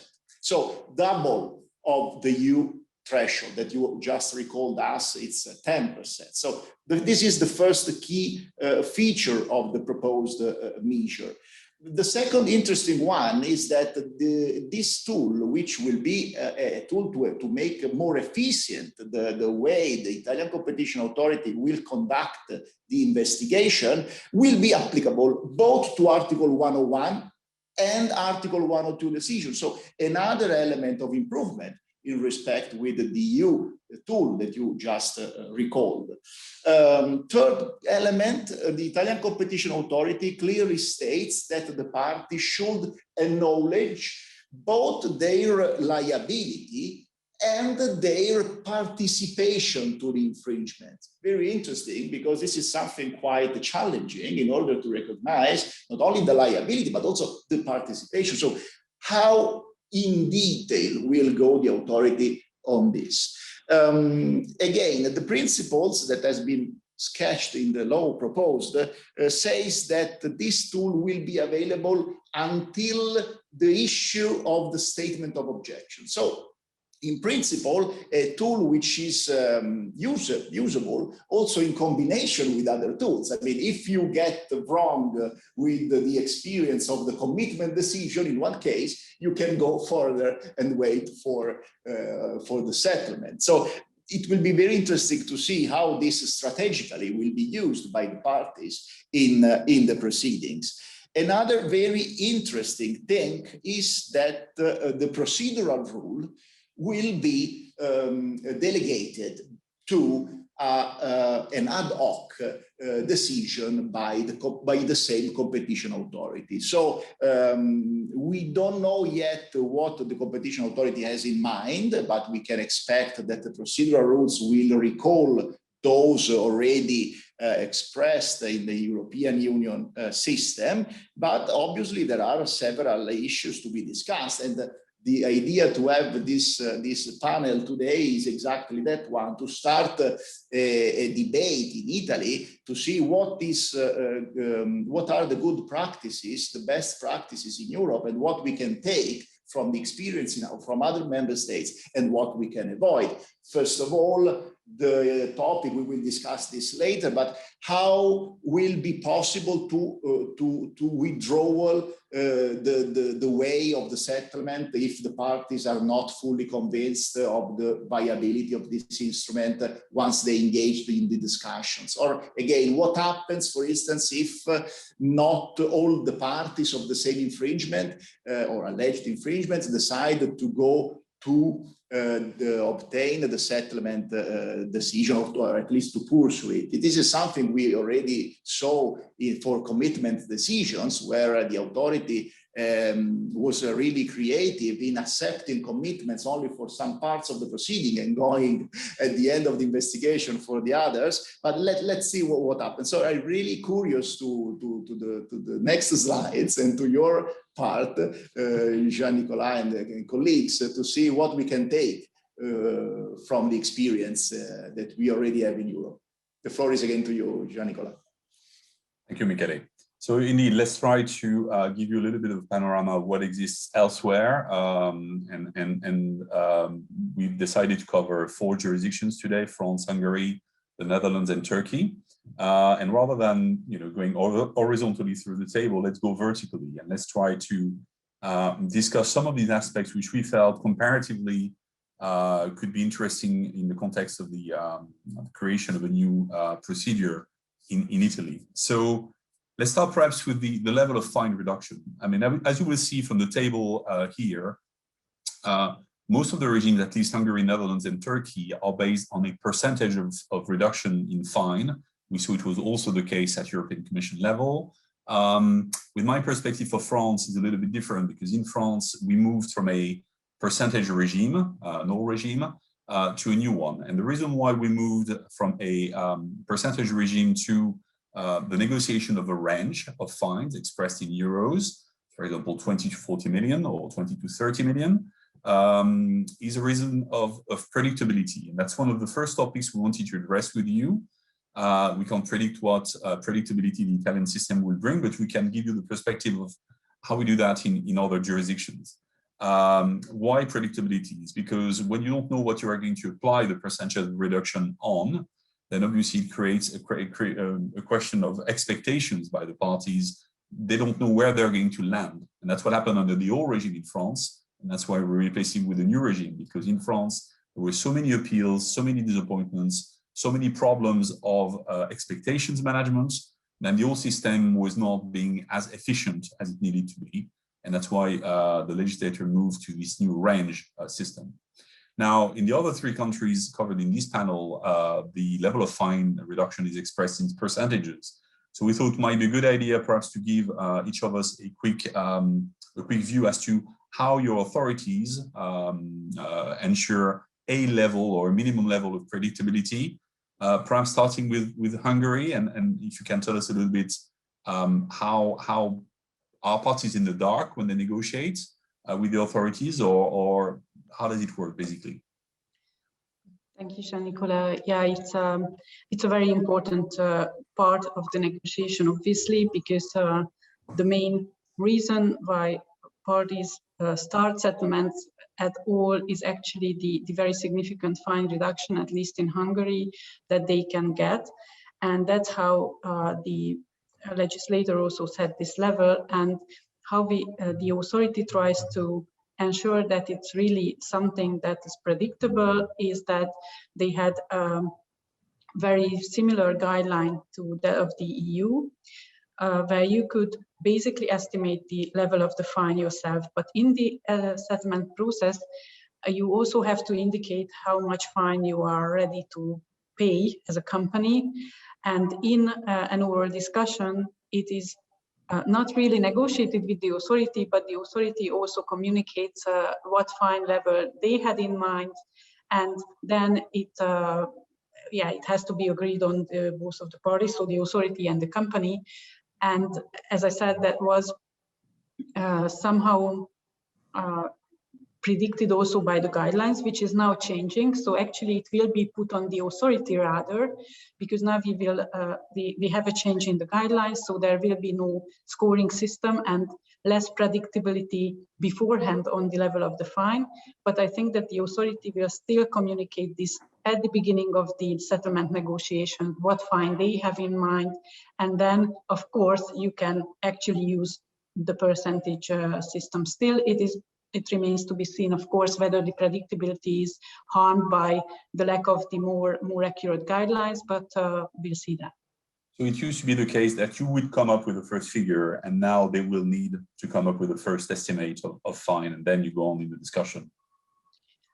Well, it is in the soft rules, so maybe the authority has to consider how to do with this one, because otherwise, I mean, the law says that you have to indicate the fine that the company is willing to pay.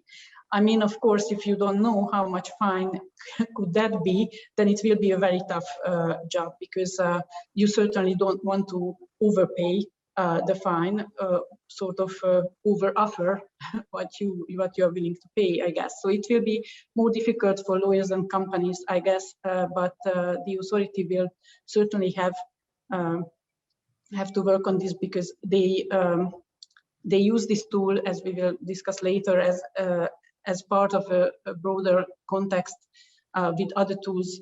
And I'm certain that they want to keep up the effectiveness of settlements. Right. Mark Bora for the Netherlands and Turkey. I know that Turkey is legislation in progress, so we can only speculate on what will happen. Yes, let me grab that from there, Jean-Nicolas. Thank you for that. So we can say that the settlement regime is a young regime in Turkey. It was introduced with a major amendment package to the law about a year ago. And we're still waiting for the secondary legislation to be finalized. It was gone through the public consultation stage, so we don't have any settlement case at hand. But in terms of fine reduction, the envisaged mechanism allows for fine reductions of up to 25%. And the 25% seems to be a rather attractive percentage, especially when coupled with other mechanisms such as leniency procedures. But in terms of kind of predictability of fines, the draft regulation allows parties to see the upper and lower level of percentages for calculating the base monetary fine for the alleged infringement and the proposed fine reduction due to the settlement. But the parties do not have any visibility as to the kind of exact amount of the fine or the range of the monetary values until they see the final decision of the board. Okay.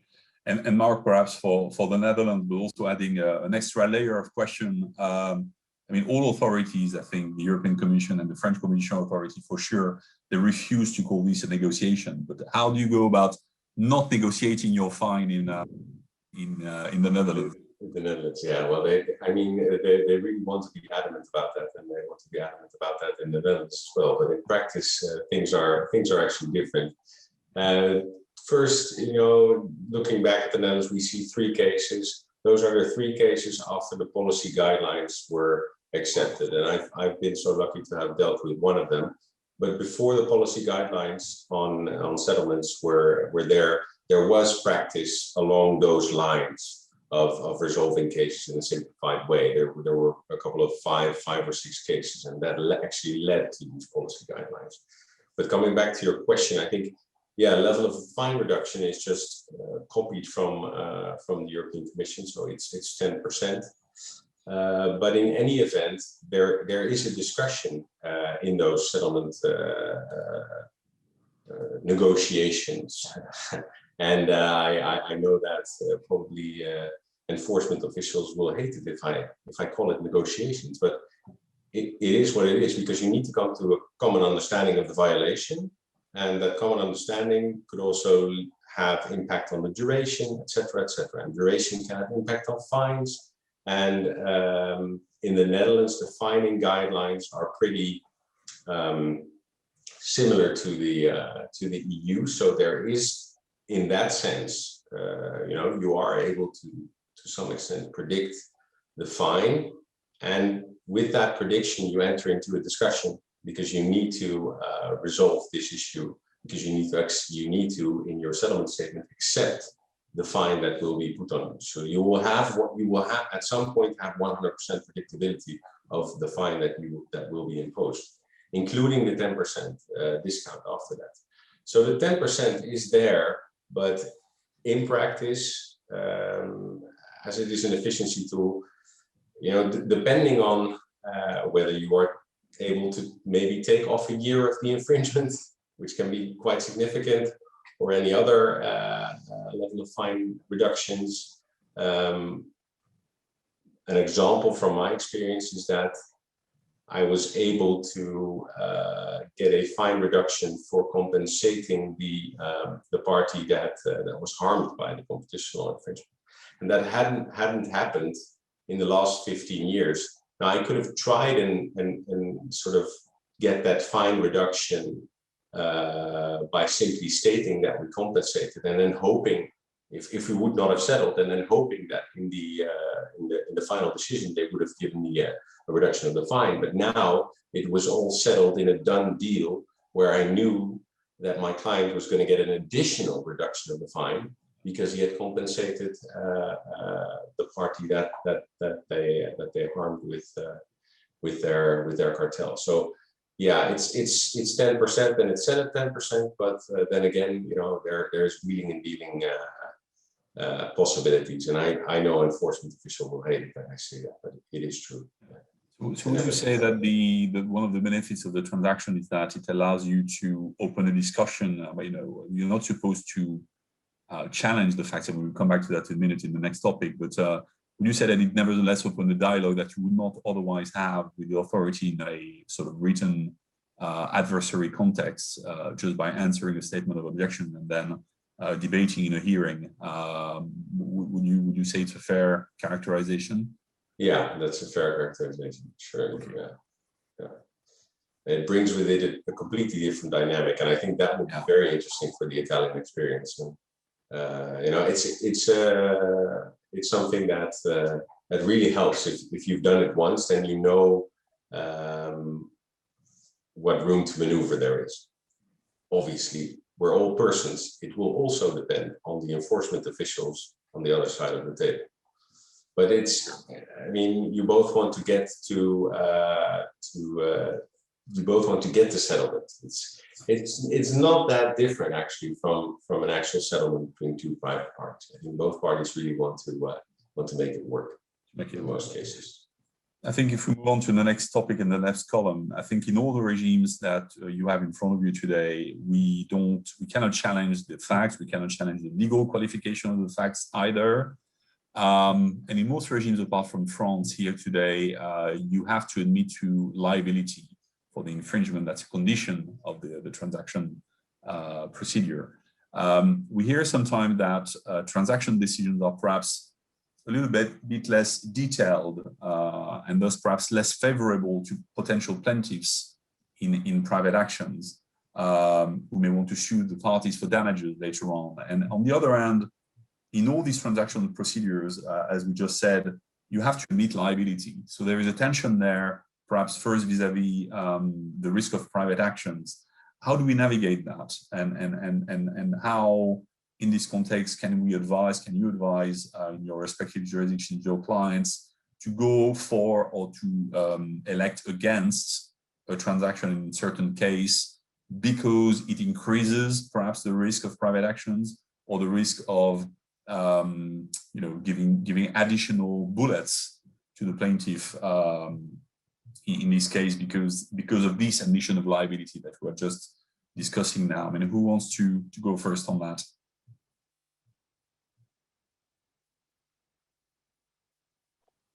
Maybe then again, and I think it's right. In Hungary, what we see is actually this is one of the major points that is demotivating settlement. And we have, as you see in the table, like 13 cases out of the 22 cases where the competition authority imposed fines in cartels and vertical infringement cases as of 2016. So most of the cases, or more than half of the cases, were settled, but it doesn't mean that all parties involved in those cases really settled. It's really just a smaller part of the parties actually who settled. So these cases are almost all hybrid, and what we see is rather vertical cases where there are fewer parties and most probably or usually leniency applicants, quite clear fact that parties tend to settle all of them. In cartel cases, especially in public procurement cartels, and I come to that later if I still have the chance, but that's actually an exclusion from public procurement cartels if a company is fined for a cartel infringement. So admission of liability is really demotivating, and also there's criminal liability in Hungary. So individuals facing that, and if a criminal liability of the individual is established, then the company can also be facing criminal penalties. So I think this is really one thing. The other thing, follow-on damages. Of course, it exists in Hungary as all over the EU, but the practice is still lagging behind. But I think that companies still consider, they expect that it will start sometime. And that's also something that is not really supporting the motivation to settle. Thanks. Yes, if I can perhaps add from the Dutch experience, where we have quite an active private enforcement sort of climate currently. In the settlement proceedings, you really need to be sure that you will get something out of it in terms of how the infringement is characterized, or otherwise this admission of liability can really be a pain afterwards, because as we have recently seen in the trucks cartel damages lawsuit in the Netherlands, which is one of many in the whole of the EU, I believe. But the trucks case is obviously an EU Commission decision where I think 80% of the parties settled. I think Scania was the only one that did not settle. But there we have seen an interim judgment in the trucks case in the Netherlands, where the court has said, you know, you cannot admit certain statements because that's what you do if you settle with the European Commission, and then refute them even to the slightest extent in civil proceedings in the Netherlands. So any specific fact stated in that settlement decision by the European Commission is to be taken as a fact. So it doesn't need to be a fact that is carrying for the operative part of the Commission decision, which is sort of usually the case, where you say, well, the facts in the decision that are important for private damages are these facts that are essential to the operative part. But for settlements, it seems to be, at least under Dutch procedural law, that anything that's in there is to be seen as a fact, unless, but that's usually impossible, unless there is convincing evidence from the other side, so from the defendants in that case, that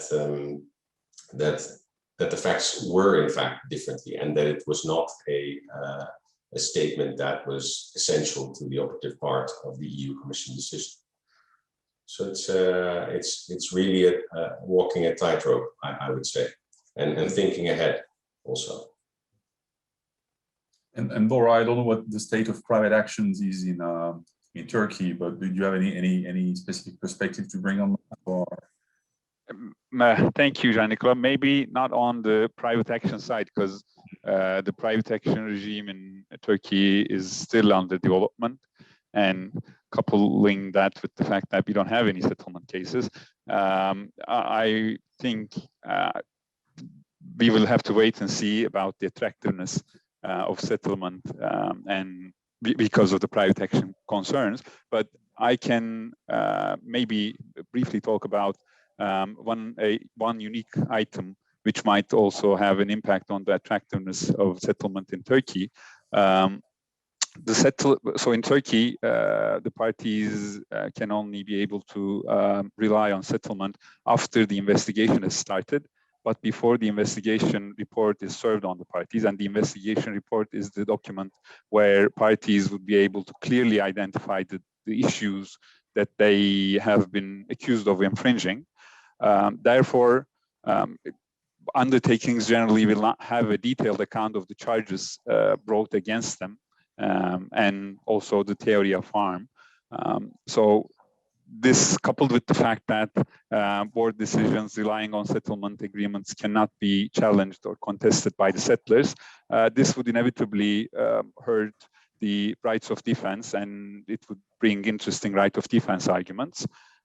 So this uncertainty might render the envisaged settlement process quite unattractive, but we'll have to wait and see. Okay, interesting. I think just for France, just to supplement the panorama, yeah, private action on the rise, clearly. I mean, it's not the necessarily the rush expected, but it's really becoming a thing. So we would have the same limitations and the same concerns, I guess.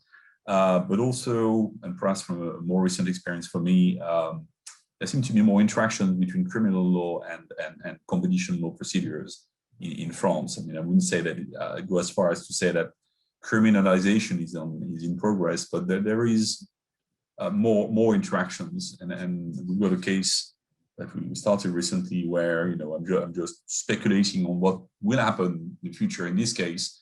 But should we be minded one day to consider a transaction? I'm just wondering what impact this admission, not of liability, but at least of the fact that you don't attack the facts, you don't attack their legal qualifications, nor your participation in the facts that you don't contest. I'm just wondering what impact that could have on the evidential burden on the state in the prosecution case, criminal prosecution case. And I can feel that this will be something we need to investigate, and that may change the way we advise the clients in terms of proposing or accepting a transaction that might be proposed by the authority. So yeah, so the attractiveness is a good point. I mean, if we would not want these transaction procedures to go the same way as leniency, where we've seen that the impact of private action and the risk of private actions exceeding the administrative fines nowadays in many jurisdictions may be a limitation on bringing new cartel cases to authorities. And the transaction could follow the same course, and that's something to watch for, and possibly to adapt these procedures and access to documents and publication of documents, etc., etc. Perhaps just to address our third and last point, we'll jump over the eligibility infringements because any infringement is eligible in each of these countries. But regarding the appeal, I mean, obviously there is an inherent tension there. I mean, you agreed to something as a company, you were rewarded for agreeing to something, and then you would renegade on it afterwards and complain about the way you've been treated. I mean, that's how I would have thought about that until an experience a couple of years ago. There are things that may happen, despite the fact that you agreed that still should not, infringe your right of defense in a definitive manner. Something should be appealed. We can see here that only half of the countries covered in the panel allow appeals, but the European Commission also allows, or the European courts also allow appeals on transaction decisions. I mean, in the Priteos case, there was a lack of motivation. In the Société Générale, there was a material error that needed to be revisited by the courts, despite, again, an agreement by the parties to settle. You could have a complete disregard by the decision-making body of something that should normally legally be taken into account, but was not. Like, for example, the inability to pay of the parties, one of the parties, that may not be properly weighted when taking the decision. So we can imagine, and we've seen in practice, that appeals may happen there. Mark, in terms of appealing, is it frequent in the Netherlands? Is it obviously that must be reserved to rather rare cases, I expect, and you only have 3 cases to base your answer on, but could you give us a little bit of perspective how that will work? Also, in the informal cases before that, I don't think there were any appeals. So, it will be also in the future very rare. And the circumstance you mentioned in your case, I guess that could be one. But other than that, you need to admit to the facts. You need to, in your settlement submission yourself, your settlement statement, which the client signs, he needs to approve the height of the fine, and the fact that he has been heard appropriately, and that he has had sufficient access to the case file. So basically, everything is confirmed, everything ticks the box. So I wouldn't know anything to appeal to, but then you gave your example, and I said, yeah, that might be something that but formally there is the opportunity to appeal. Okay. Well, obviously that will be reserved in all jurisdictions to rather limited cases, but again, I thought they were in existence. They are not. I think they are real, and where possible, it should be appealable in again, extreme circumstances. I think we are 15 seconds short of what I expected to achieve, Michele. So perhaps giving you back the mic for wrapping up, telling us what you are keeping from our system, what you're rejecting, what you wish for our Italian system, and perhaps answering any questions you may have from the audience. Thank you, Jean-Nicolas. Let's see if someone in the audience have questions, or Paolo, please take the lead now and tell us if you can see some questions from the audience or not. Apparently there are no questions. It seems that France is the best place to settle. I mean, you do not have to admit liability. You have the possibility to appeal. You can fully negotiate the fine reduction. So it's a paradise for undertakings. And yet, bizarrely enough, I think the next time I will advise a company on settlement, I think it's not that I will take more precautions, but I think we shouldn't go there lightly. And the first time, my first experience was I wouldn't say traumatic, but certainly brought a number of surprises that I didn't expect and things I didn't expect. So yeah, I was not rosy. You've been talking rightly so about the incentives of the companies to settle, but I'm wondering what's the incentive of the competition authority in the France regime, where they only can save resources because they can close the case sooner, but also a non-infringement decision can solve the case very very swiftly. Now I was wondering, actually, because I'm very much interested in the impact on private enforcement, and so I was wondering what's the impact in France on private enforcement of this settlement regime, which seems generous. Yeah, I wouldn't have a final answer on that, to be totally honest. I don't think I've visited that issue in practice in any case I've dealt with. But I can see that, again, private enforcement in France is clearly taking up. but it's not mature. I would say it's not totally mature. It's still on the up, but it's certainly something. If I take leniency, for instance, something that perhaps 5-10 years ago we didn't take into consideration that much. Today, that would be difficult to avoid, and I expect that for transaction the same will happen over time. But in my particular cases, I didn't have to question that risk too much, and I could go there quite confidently without having to wonder or second guess what would happen in private action. But I can see that in certain cases that may be a real question. Anyway, at the end of the day, whether a transaction or a non-transaction case, you end up with a finding decision that is exploitable by the plaintiff. So the only advantage you may get is if the decision is less detailed on the facts, perhaps, and less graphic, which they may tend to be, in fairness, but are not void and empty either. So I think you're marginally better off for defending private action after that, but probably not substantially. I'm also wondering whether claimants can have access to the documents provided by the settling companies, or the provisions of the directive are applicable also for the settlement procedures in the national jurisdiction. If I'm not mistaken, I think they are treated in the same way as other documents, like leniency documents in the French procedure. I know that they are pulled off the file if you, at the end of the day, refuse the settlement and you go back to the normal procedure. I know that they pull off anything from the file, which is not fair enough. But that's all I know about that, to be honest. Fair enough. Okay, thank you very much. Michele, do you want to wrap up, or shall we move to the next session?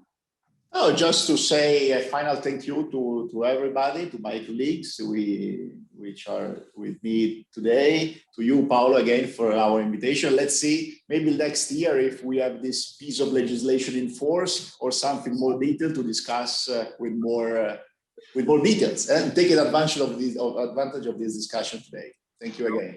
We'll do it in person. So thank you very much for your very excellent contribution to the festival. And so let's move to the final session. Again, you're invited to remain with us if you have time. That would be great.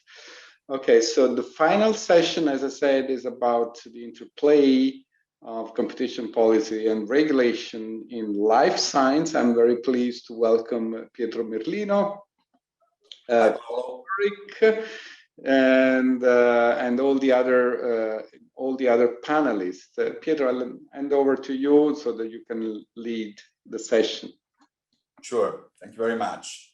So welcome everybody to this session. As Paolo was saying, is on the interplay between life sciences, sectorial regulation, and competition rules. And obviously, thank you to Paolo, to Lear generally for inviting us and for putting together such a unique event like the Lear Competition Festival. So very happy to be here. And I'm also very happy to be chairing this session because I think we have a very interesting group of panelists because basically they bring, in my view, to the table the key different perspective on what is a rather complex issue. Before leaving the floor to them, and Patrick will be the first to intervene, let me only say that the way I see it is that since the seminal EU AstraZeneca case, which is now back in 2005, a good chunk of antitrust enforcement cases in the life sciences space, both at the EU level and the national level, have clearly involved a certain degree of second guessing, either of previous regulatory choices or decisions, or of previous specific intervention of or interaction with pharma regulatory authorities, primarily medicine, so-called medicine agencies. This probably may have to do with the fact that, unlike in a number of other industries, where at least initially regulation was precisely designed to open up markets to competition, with the consequence that competition rules, competition enforcement, and regulation were by definition quite complementary, the protection of the competitive process itself, as such, was, in my view, at least traditionally, not among one of the main goals that basically pharma sector regulation was pursuing.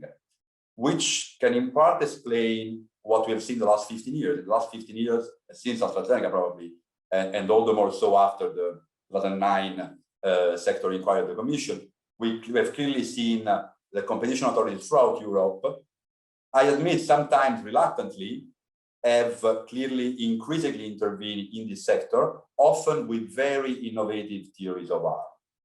I think there is an explanation for that. Still, the fact remains, and that's why we picked this topic, that currently there is a certain degree of tension between, on the one hand, competition rules and sectoral regulation, and on the other also probably between, there is a blurring of the distinction of the respective competencies of competition authorities and medicine agency and more generally health authorities. So this is what this session is about. So without further delay, I leave the floor to my colleague Patrick Hubert. Patrick is the head of my firm, of Oryx antitrust department in Paris.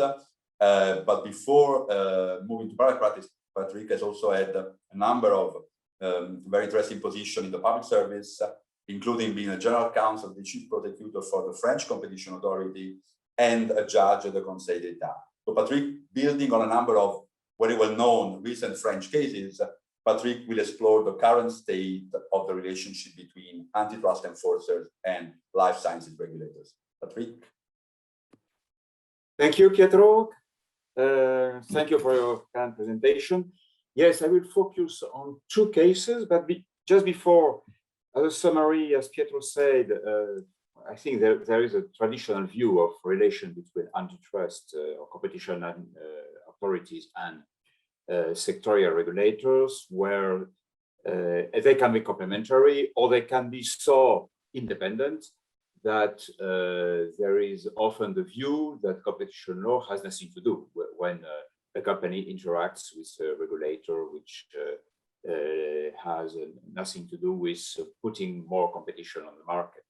And you know, there is even this self-restraint of competition agencies, which is very well known in the US under the name of North Pennington. And there are some equivalent in Europe where basically competition enforcers say, okay, when you lobby a public authority, you do what you want. The competition law has nothing to do with that. Okay. There was nevertheless an exception, which is already a little old now. I think it's something like 10 years old, the AstraZeneca case at European level, where basically the Court of Justice said it can be competition law infringement to provide a public authority with erroneous facts, but this infringement is narrowly defined. To infringe a law, or that would be Article 1 or 2, well, you must face a situation where the authority is totally dependent on the facts you provide and has no discretion. If you provide facts one, you reach such decision. If it's facts two, another decision. So it's something so automatic in one way that providing erroneous facts is really misleading for the authority. But what happens now, and what has happened in France, at least in recent years, is something very different. It's a situation where the competition authority, the French competition authority, is really beginning to substitute its own view and to really control very tightly what a pharma company is doing with a medicine agency. Well, at least this has happened in the field of pharmaceutical, might have broader consequences in the future, but for the moment we have two pharma cases. So the pharma cases are the Janssen case and the Genentech Roche Novartis case. To begin with the Janssen case, which is now 3 years old. The facts are the following. After having obtained a marketing authorization in Germany, a generic manufacturer, Rotherfarm, launched a mutual recognition process at European level. And the European Commission enjoined the member states to deliver their respective marketing authorization. Well, notably in France, of course. And Janssen, so who was the originator, Janssen tried to persuade the French regulator, at that time it was named AFSAPS, that in this peculiar situation, the AFSAPS could challenge the European decision, the European Commission decision, and that it was in any event not mandatory to grant the French marketing authorization. So you see, it was a discussion, a legal discussion on legal questions between Janssen and this medicine regulator. And what the French competition authority says in its decision is that Janssen infringed Article 102 of the treaty by presenting to the AFSAPS an erroneous legal reason, not erroneous facts, an erroneous legal reason. In other words, while the AFSAPS hesitated and took time to study Janssen's request and arguments, the French competition authority tells us, I know better. I know that the AFSAPS had no reason to hesitate, and that it was absolutely mandatory. It was not possible to challenge the European Commission decision, and it was absolutely mandatory to grant the national marketing authorization in France.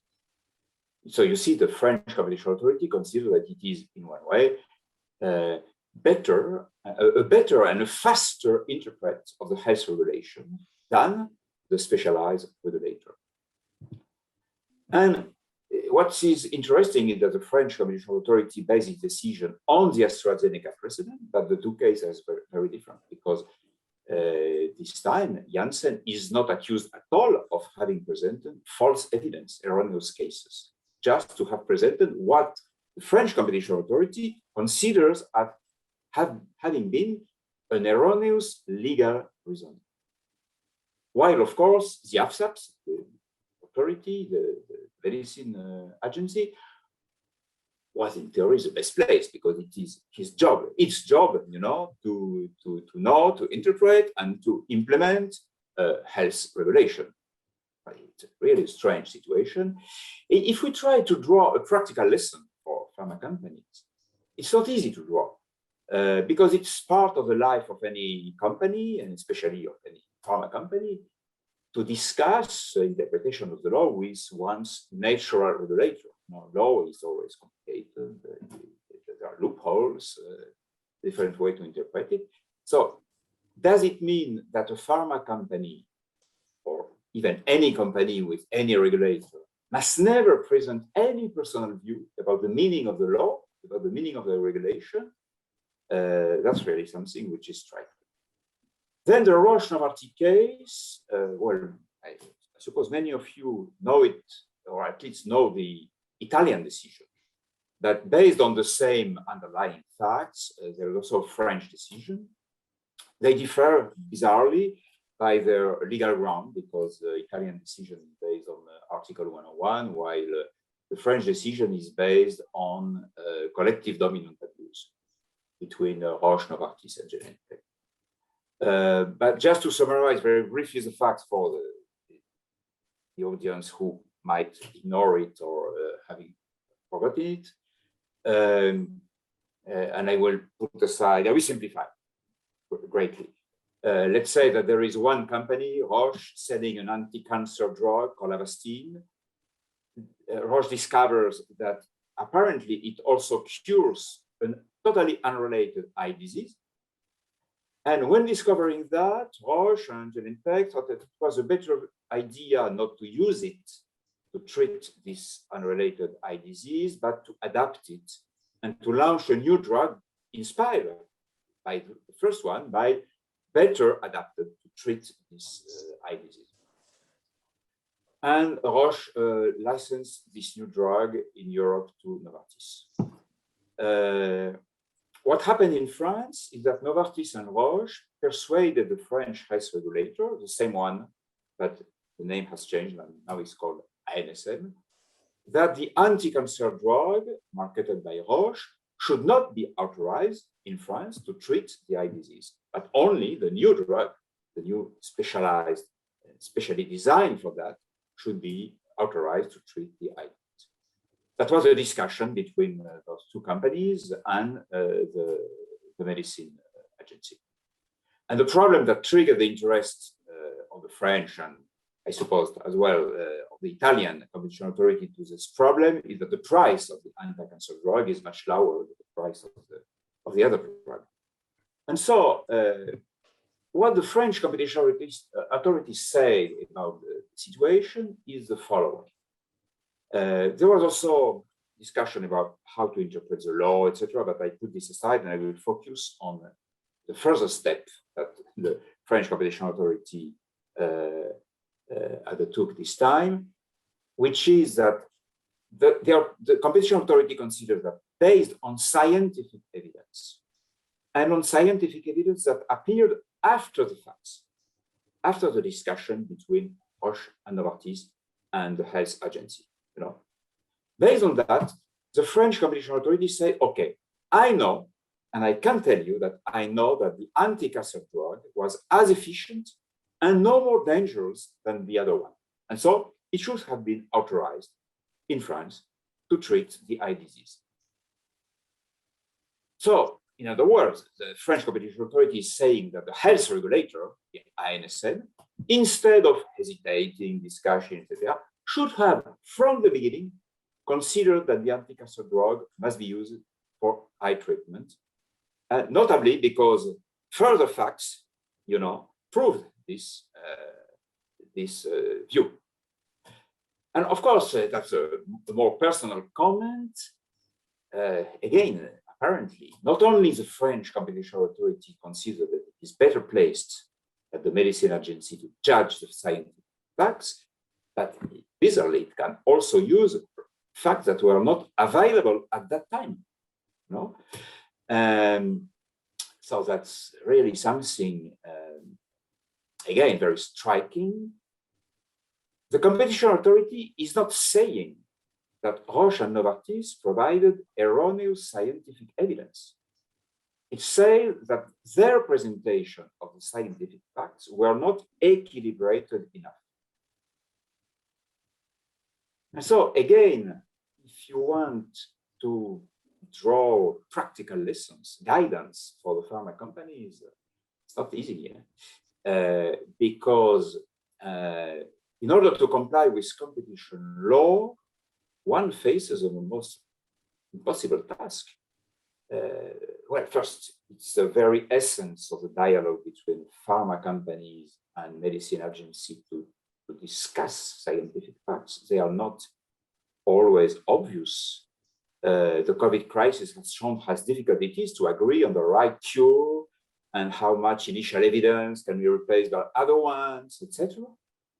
And in addition, the test offered by the competition agency that the companies must always present their scientific case in an equilibrated manner, well, seems to support that the agency itself, the medicine agency, lacks any mean to challenge what the pharma companies are saying, lacks any means to find other facts, which is not true.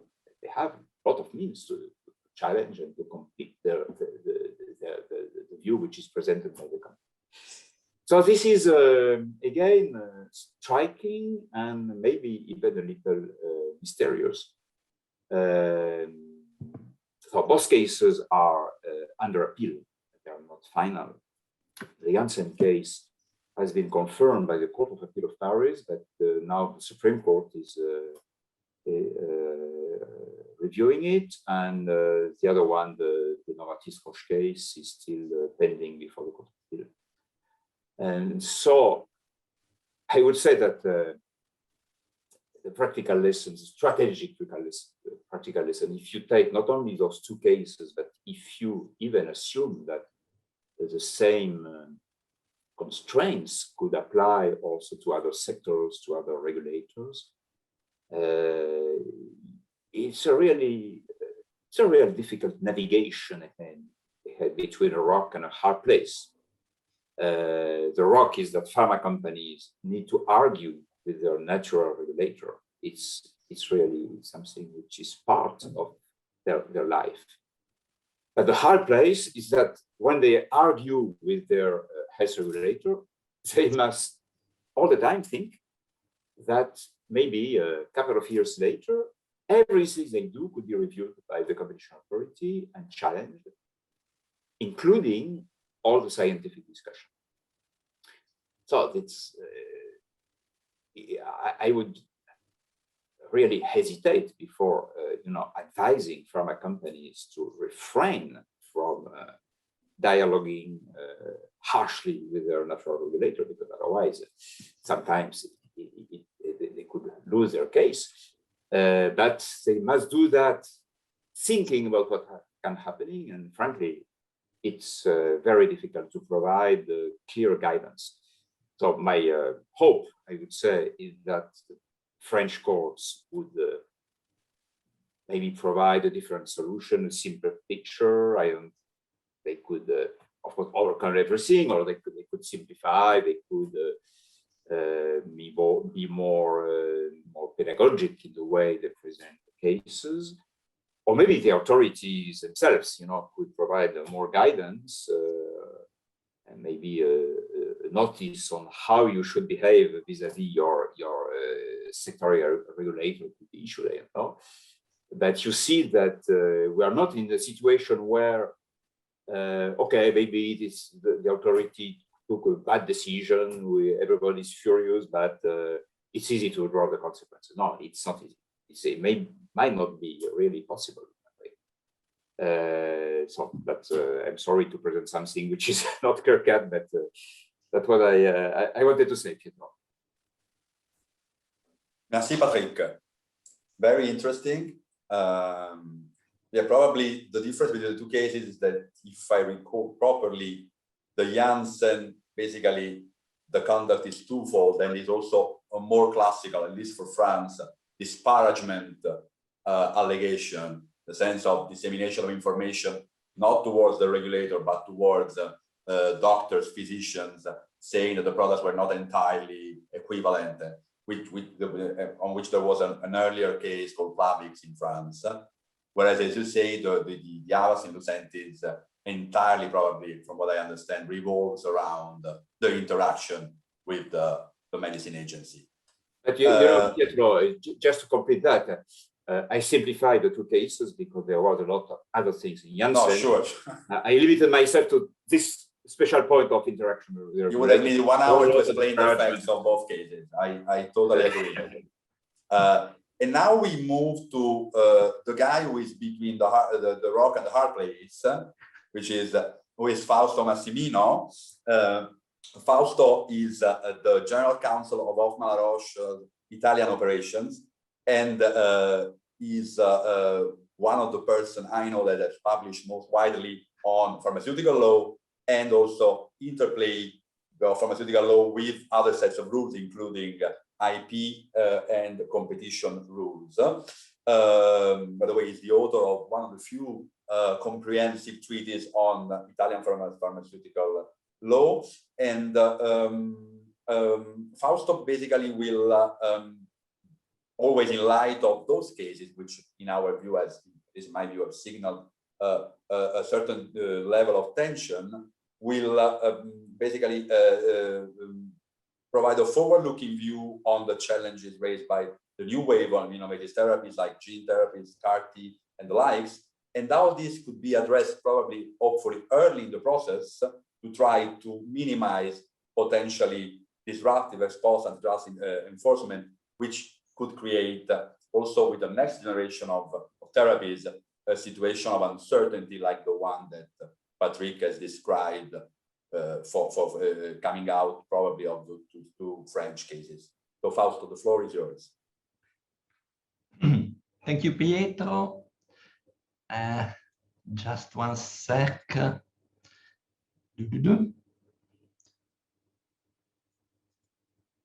Can you see the slide now?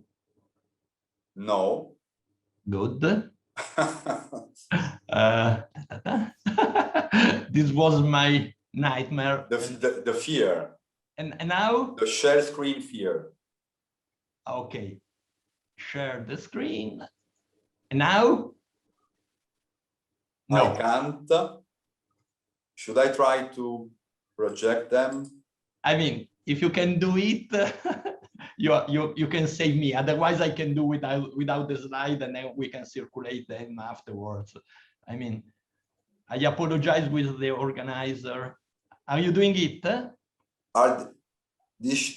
We are doing that.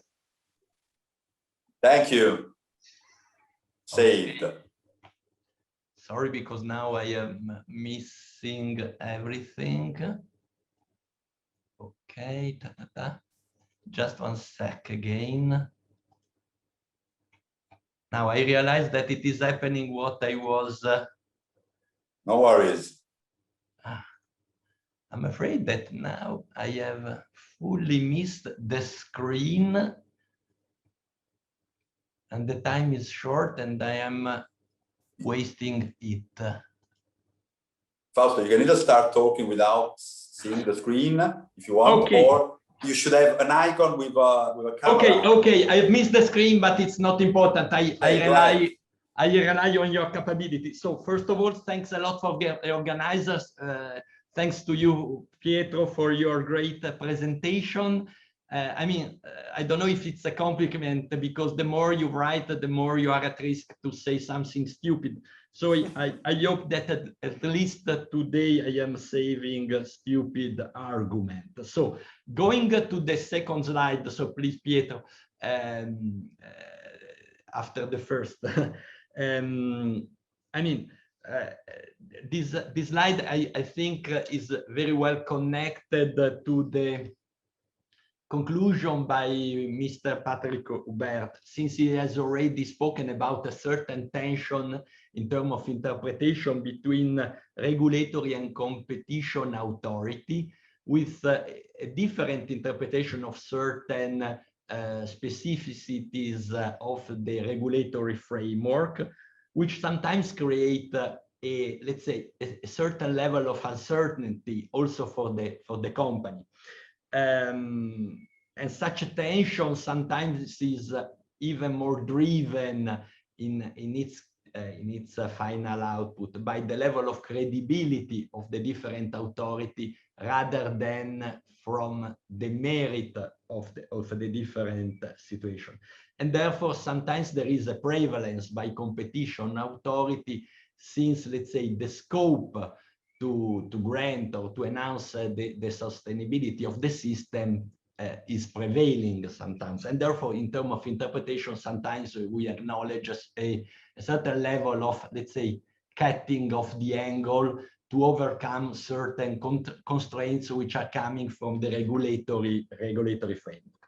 I mean, one of the issues which the company are facing is that such interpretation coming from the competition authority sometimes more than in the advocacy activity relies on the ex post enforcement activity, which means that sometimes the companies are realized afterwards, which is the view by the competition authority and which is the interpretation of the competition authority about certain regulatory norms.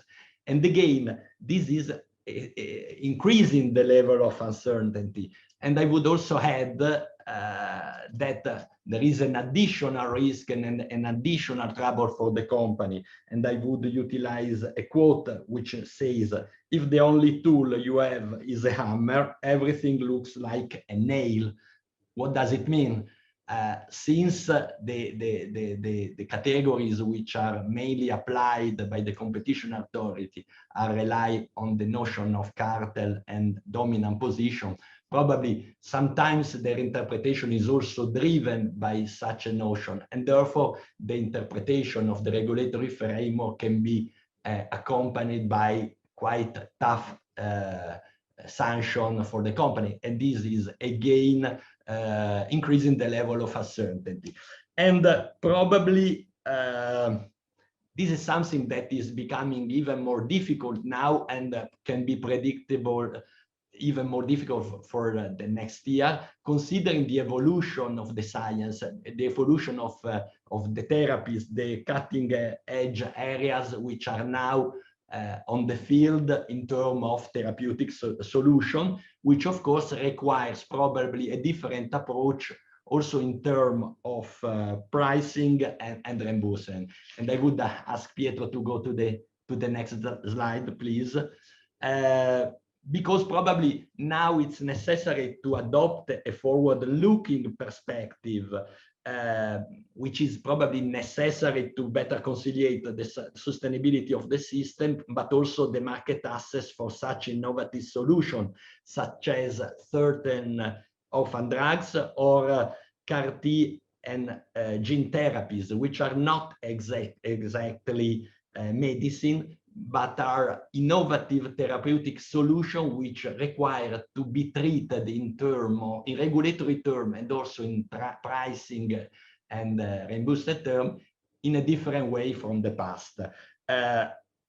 Into words, I would like to explain what a gene therapy is, because I'm not an expert, and therefore I would like to read a definition which probably can be understandable also by non-expert person. So gene therapy is a technique that modifies a person's gene through manipulation or modification of the expression of a gene or an alteration of the biological property of a living cell in order to treat or cure a disease. While CAR-T is a cell therapy which uses cells re-engineered with chimeric antigen receptors in order to treat mainly liquid tumors such as non-Hodgkin's lymphoma or certain kind of leukemia. So the cells are retrieved and then re-engineered. So in very short term, there is a high level of innovation, a high level of sophistication in the R&D development, which probably require to go beyond the usual approach, which is utilized, adopted from one side by the regulatory authority, on the other side by the competition authority, which usually utilize the paradigm that has been elaborated for generic or biosimilar drug. In such a situation, it's necessary, let's say, to go beyond and to evaluate in a more specific way which are the existing regulation and which regulation should be necessary for the future. I mean, at present, we have a regulation related to the orphan drugs, which provides certain incentive to, let's say, encourage the study and the development of such drugs. And such incentive are, let's say, somehow considered as restrictive for the competition. Let's think to the market exclusivity, which is lasting 10 years. So is there a contradiction between such an incentive and the need to encourage and enhance the competition?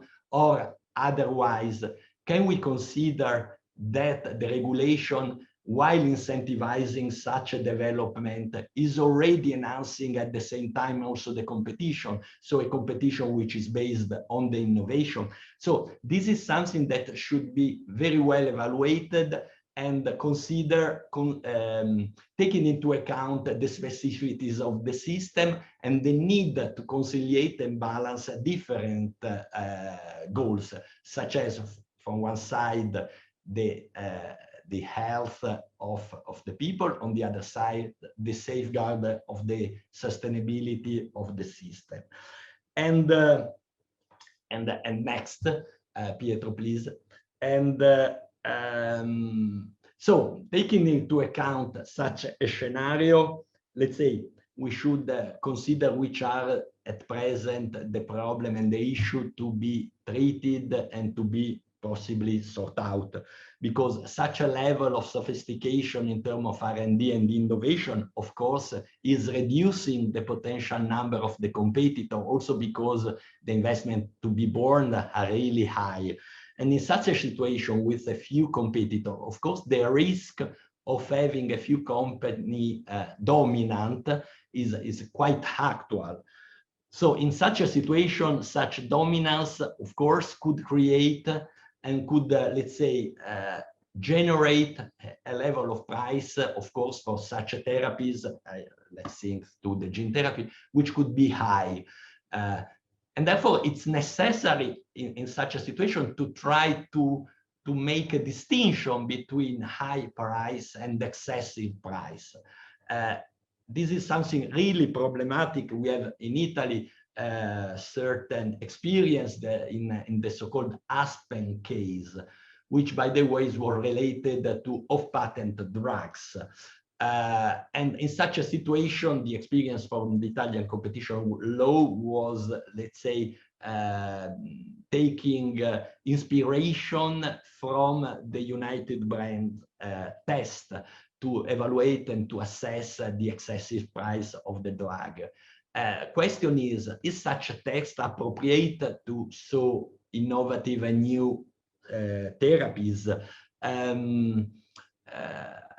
Is there something more, let's say, innovative to be considered also while negotiating the price to be elaborated?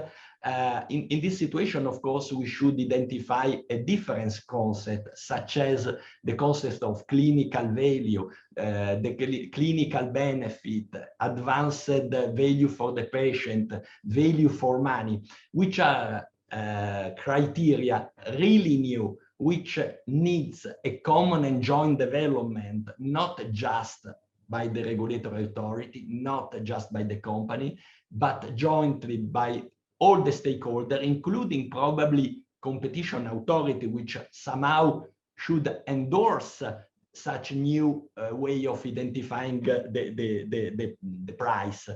At present, the common regulation across Europe, and I have in mind, of course, the Italian one, are, let's say, much more looking back regulation rather than looking forward, are, let's say, still, even if they have been, the Italian one at least, published 1 year ago, I mean, the inspiration is from the early 2000, and therefore it's not considering at all such development, which are probably the ones to be now better considered, because the risk is that from one side there is a delay to the asset of the market. On the other side, there is also a risk for the sustainability of the public health system.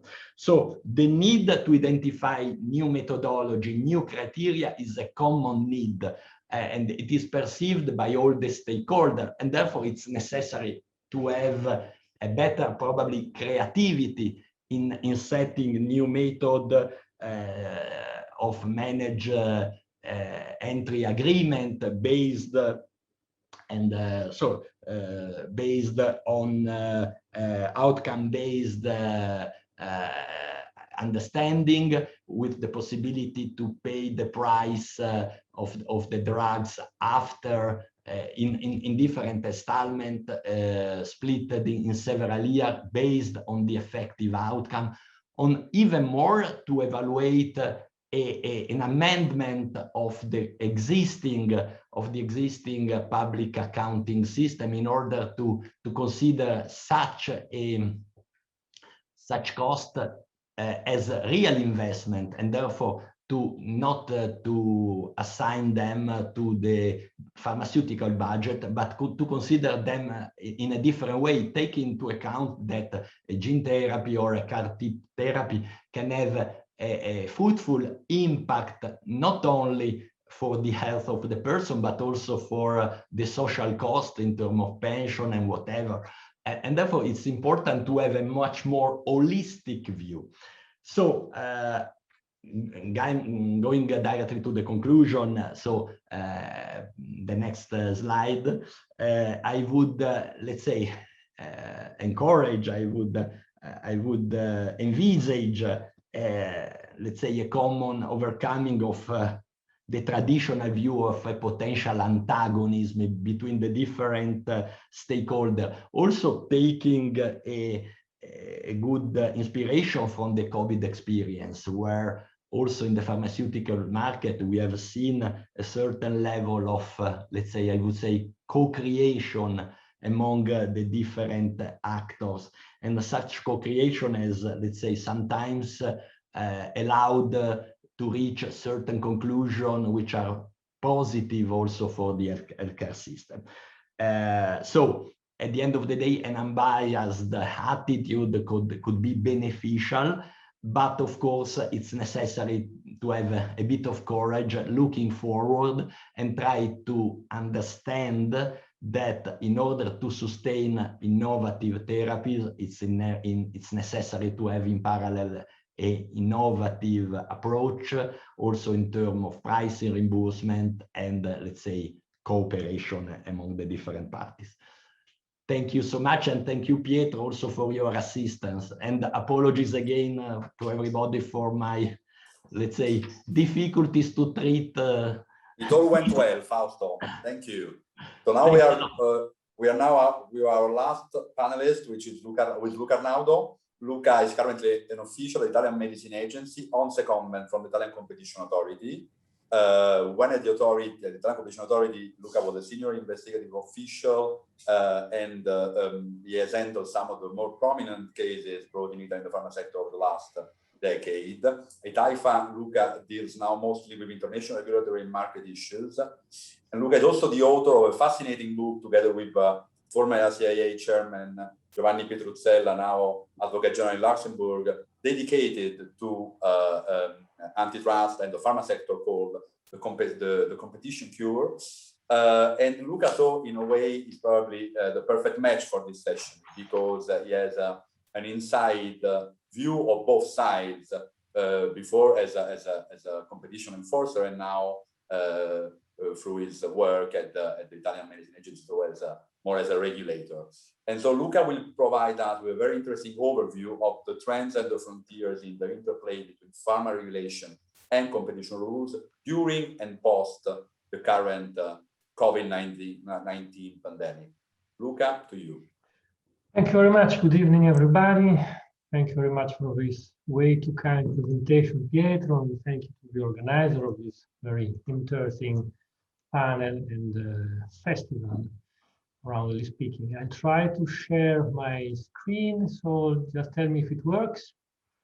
Okay, so it's Friday evening, so I try to be fast. We are all pressured and pushed to run out from the office, but I've been asked to try to mix my two professional souls, regulation and antitrust. So I tried to take a view of what happened quite recently, because in my view, at least, we are living a highly interesting time for what refer possible fallout related to regulation and competition as well.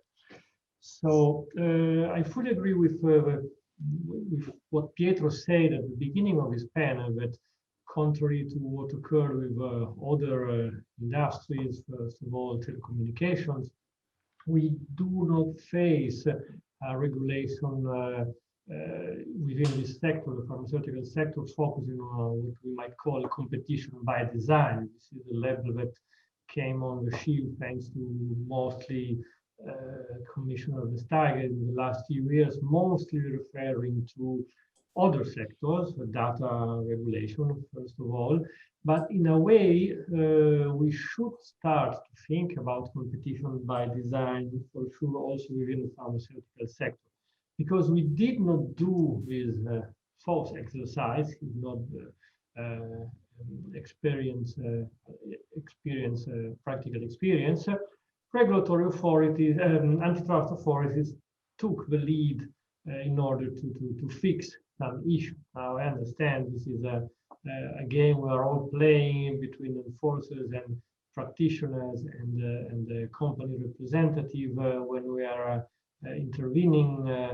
How can we deal with these issues and so, but for sure the pharmaceutical sector always shows some tendency to antitrust attention, to put it mildly. Monopolistic competition is a perfect case for this sector, for this industry.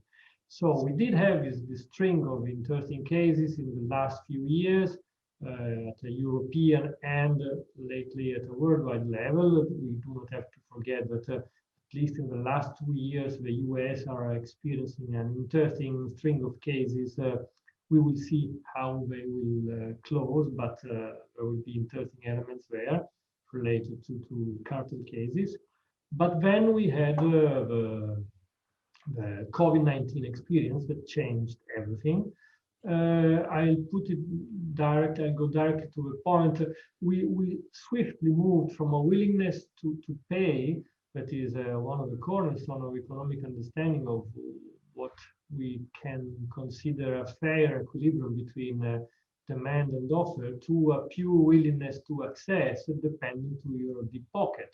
So that the pandemic crisis basically pressured every, not only healthcare system, but every government around the world for accessing as soon as possible every possible drugs, every possible treatment that could be used.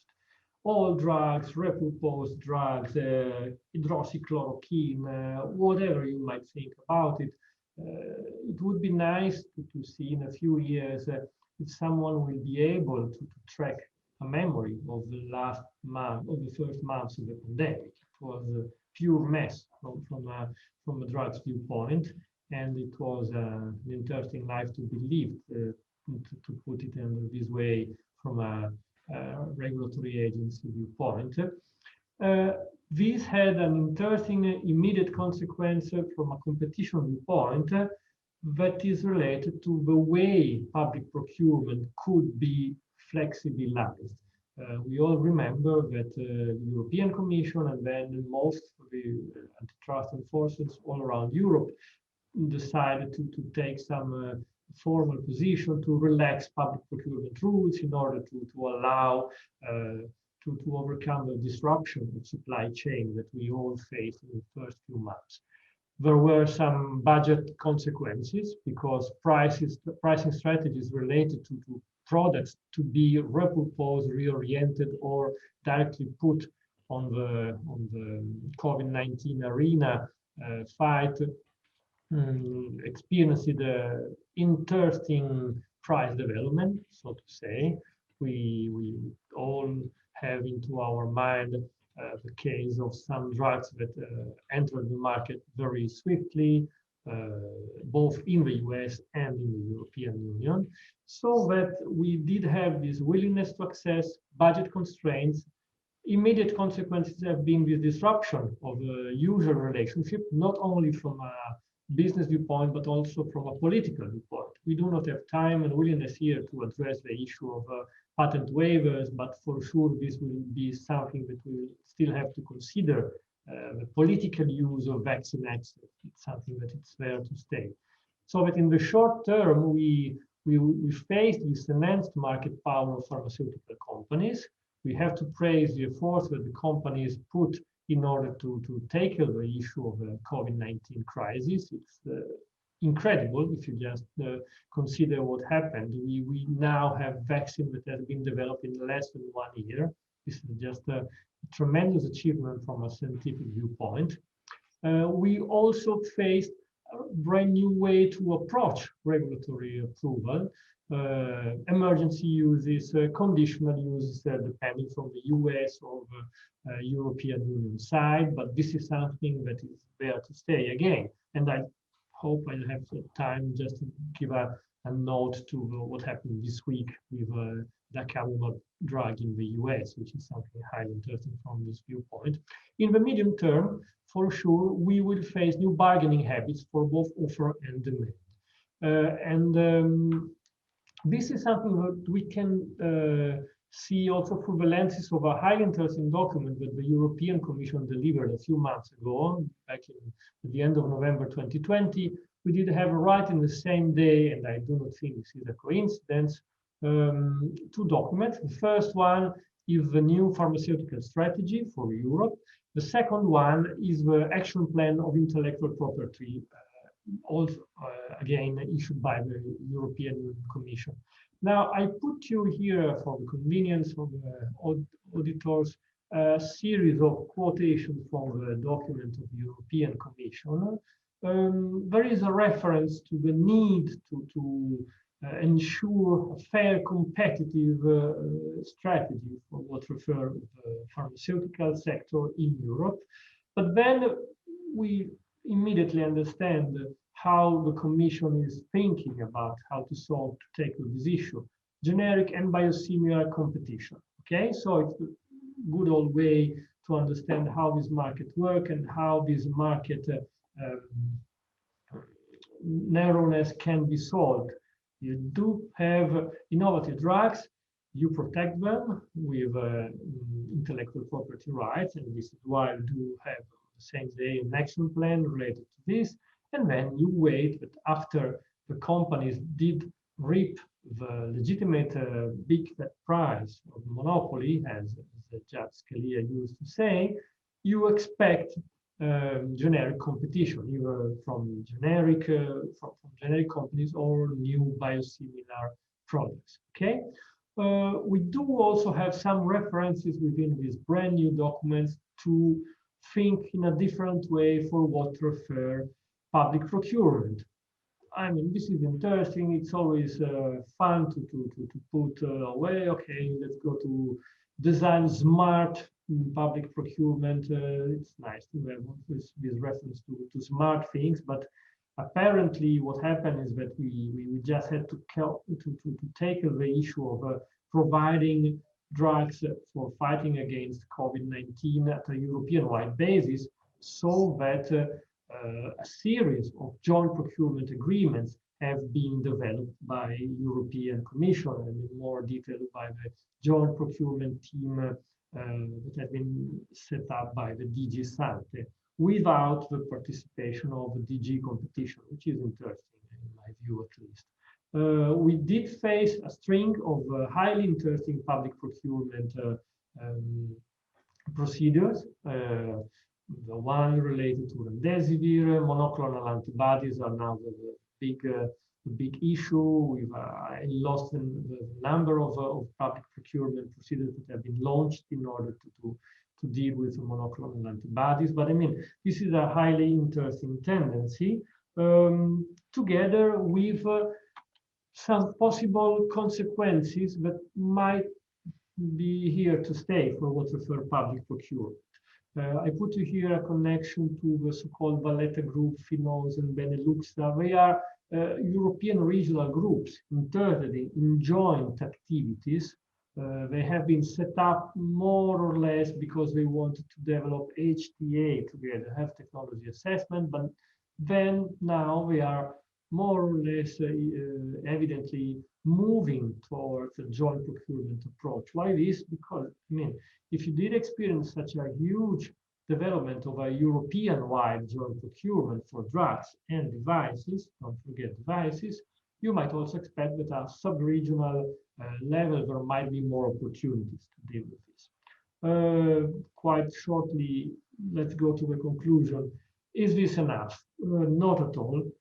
We will have to consider these developments in the next few years for whatever public procurement, but in a way, I fully agree with Fausto with what he said before, we have to take into consideration this divide that is on the table. All drugs, okay, we might expect biosimilar generics competition. New drugs, somehow for emergencies, you might consider the path of public procurement, joint public procurement, but then what to do with brand new drugs, with innovative drugs that take unmet medical needs in order to consider how to properly reimburse them, to price them and reimburse them. I do not pretend, obviously enough, to solve this issue in the last 2 minutes, but for sure there will be a pressure towards a joint initiative related to health technology assessment. You might probably know that the European Union is dealing with a proposal of a brand new regulation that is expected to be put on track within the next year. We will still probably stick to the idea of voluntary cooperation among member states authorities, but for sure we are moving toward a direction of how can I put it, a research-based tool to support decision-making of regulators in order to price and reimburse drugs, so that in order to consider what Fausto was thinking about before and mentioning before, both for innovative drugs, period, or for innovative therapies such as ATMPs, there will be interesting ways to reconsider this issue. For sure, the MIA, the management entry agreements, are something we will consider with always more frequency from a regulatory viewpoint, but because we are talking at a competition festival, there will surely be also a fallout for what refers competition antitrust activities, because once you get better information, more detailed knowledge and better oriented decision making from regulatory viewpoint, you might also expect that both competition authorities and companies will better behave, so to say. And I finish here, and I hope there will be some more time for further consideration. Thank you. Thank you, Luca. Absolutely fascinating, and also thank you for being perfect with timing, so we can then leave a few minutes to Paolo to wrap up the entire conference as we are the last session. I would only then say that the good news is that the industry, Fausto, and the regulator, Luca, agree on the need to develop a sort of new and shared notion of value for innovative therapies. So I guess in 1 year time, we'll come back here and we'll have something new to discuss on that. I would have many questions, but I guess, Paolo, we ran out of time. I don't see questions from the floor. So thank you very much, the three panelists. I'll leave it to you, Paolo. Okay, Pietro, thank you very much. Thank you to the panelists for this fantastic session. I just want to spend a few minutes to thank all the partners or the participants to the festival. It was sort of an experiment, let's say a clinical trial that we did. And I think it was successful. The format, the idea, I think is good. I want to remind everybody that the festival is a sort of platform. So we really appreciated the contribution of all the partners that contributed to the festival. And we are open to new partners, to new ideas, to suggestions, to whatever can improve the festival. So we're gonna send all participants a questionnaire for getting your feedbacks, your opinion on the festival and new ideas. And so hopefully next year we will be able to meet in person, thanks to life science. And so if we have new ideas, new partners, the one that we had, the fantastic partners we had this year, and we add the beauty of Rho to this mix, the experiment is going to work even better, I guess. So that's it for me. Thanks everybody. Thank you to the attendees, and hope to see you next year in Rome. Thank you. Thank you very much. Thank you so much. Have a nice weekend. Bye.